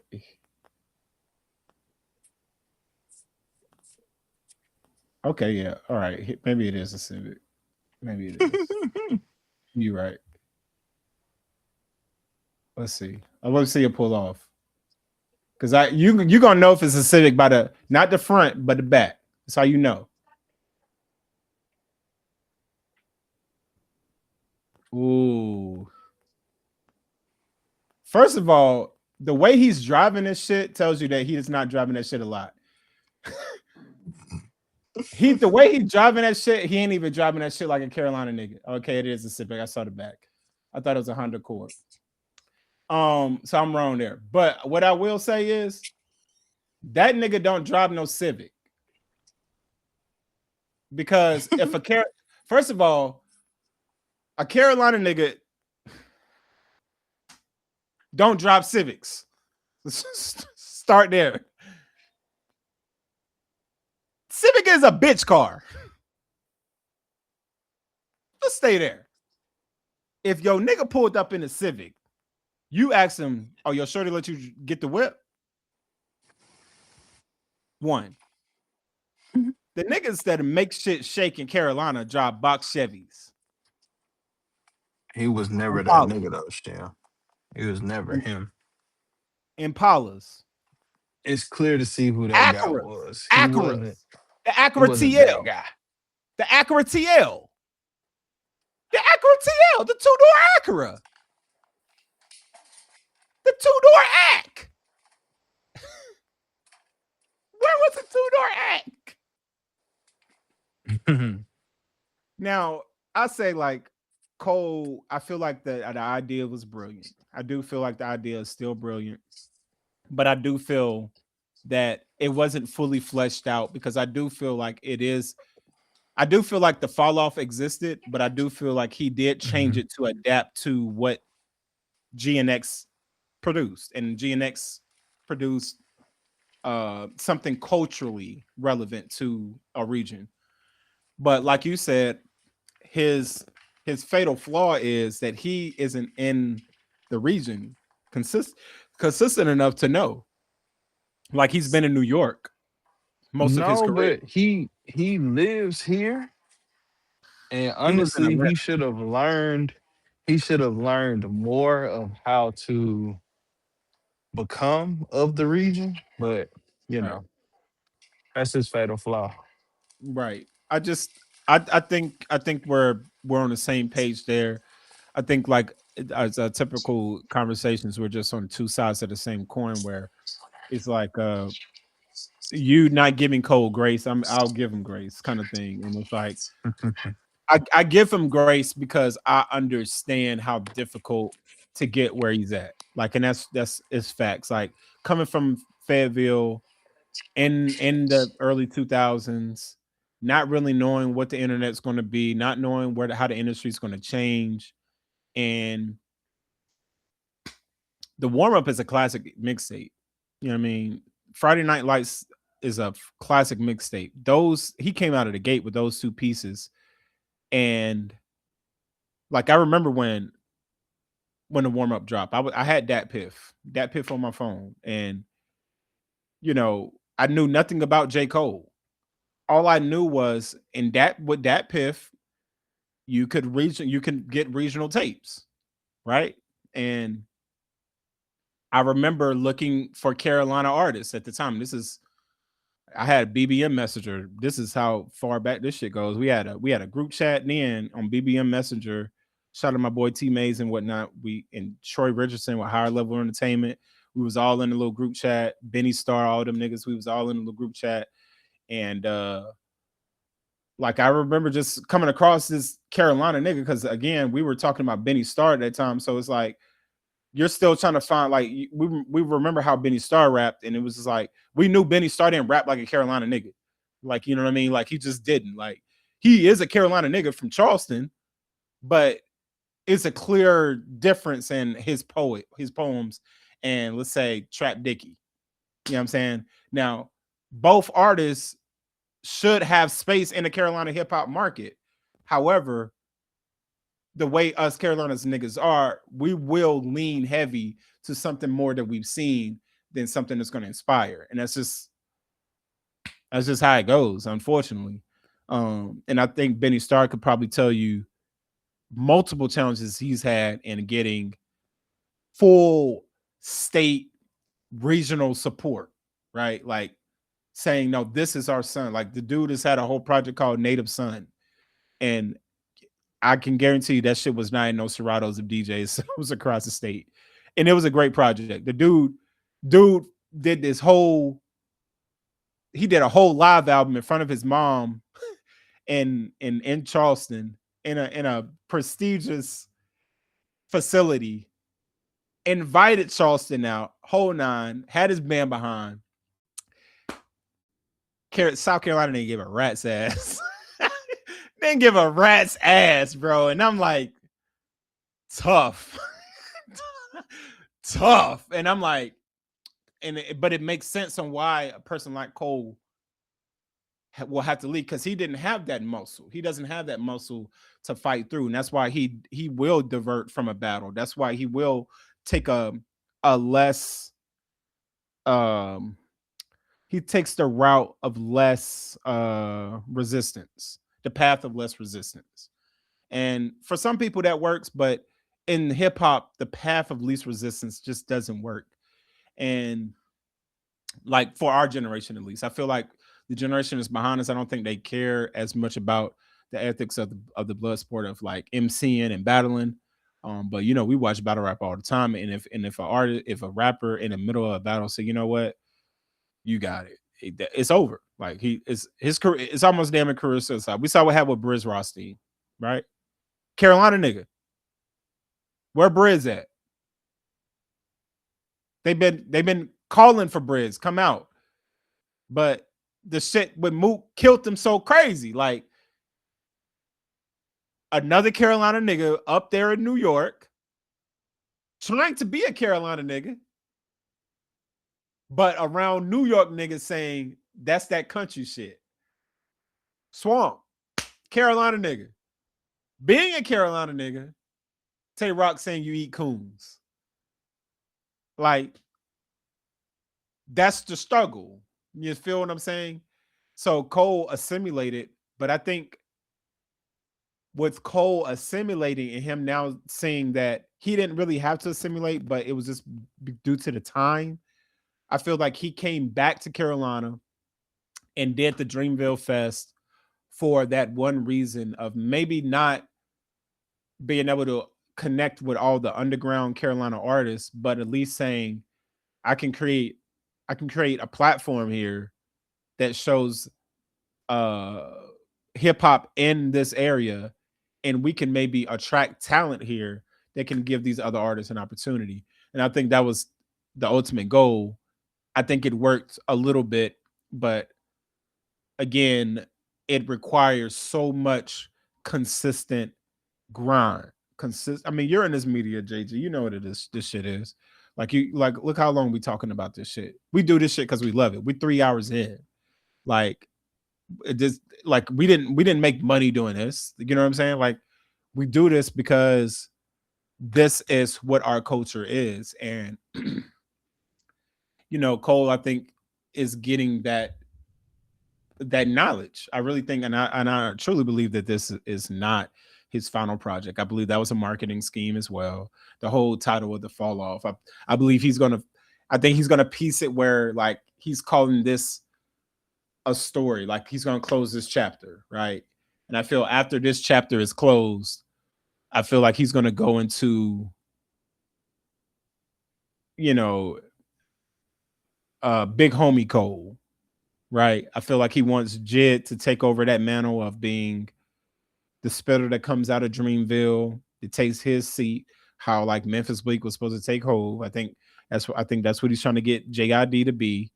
And once JID really cements himself as this era's lyrical Southern killer, Cole then can now exist and be Shane Soon, which is, I believe, who Cole is. I believe Cole is a guy that can take on everybody else's styles, do it well, and put his take on it.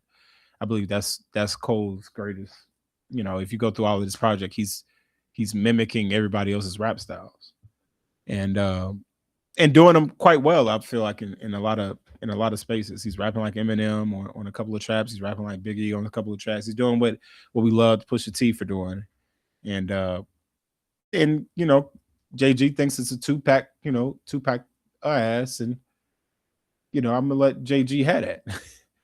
You know what I'm saying? Like, you know, I think he's off the call now, but you know,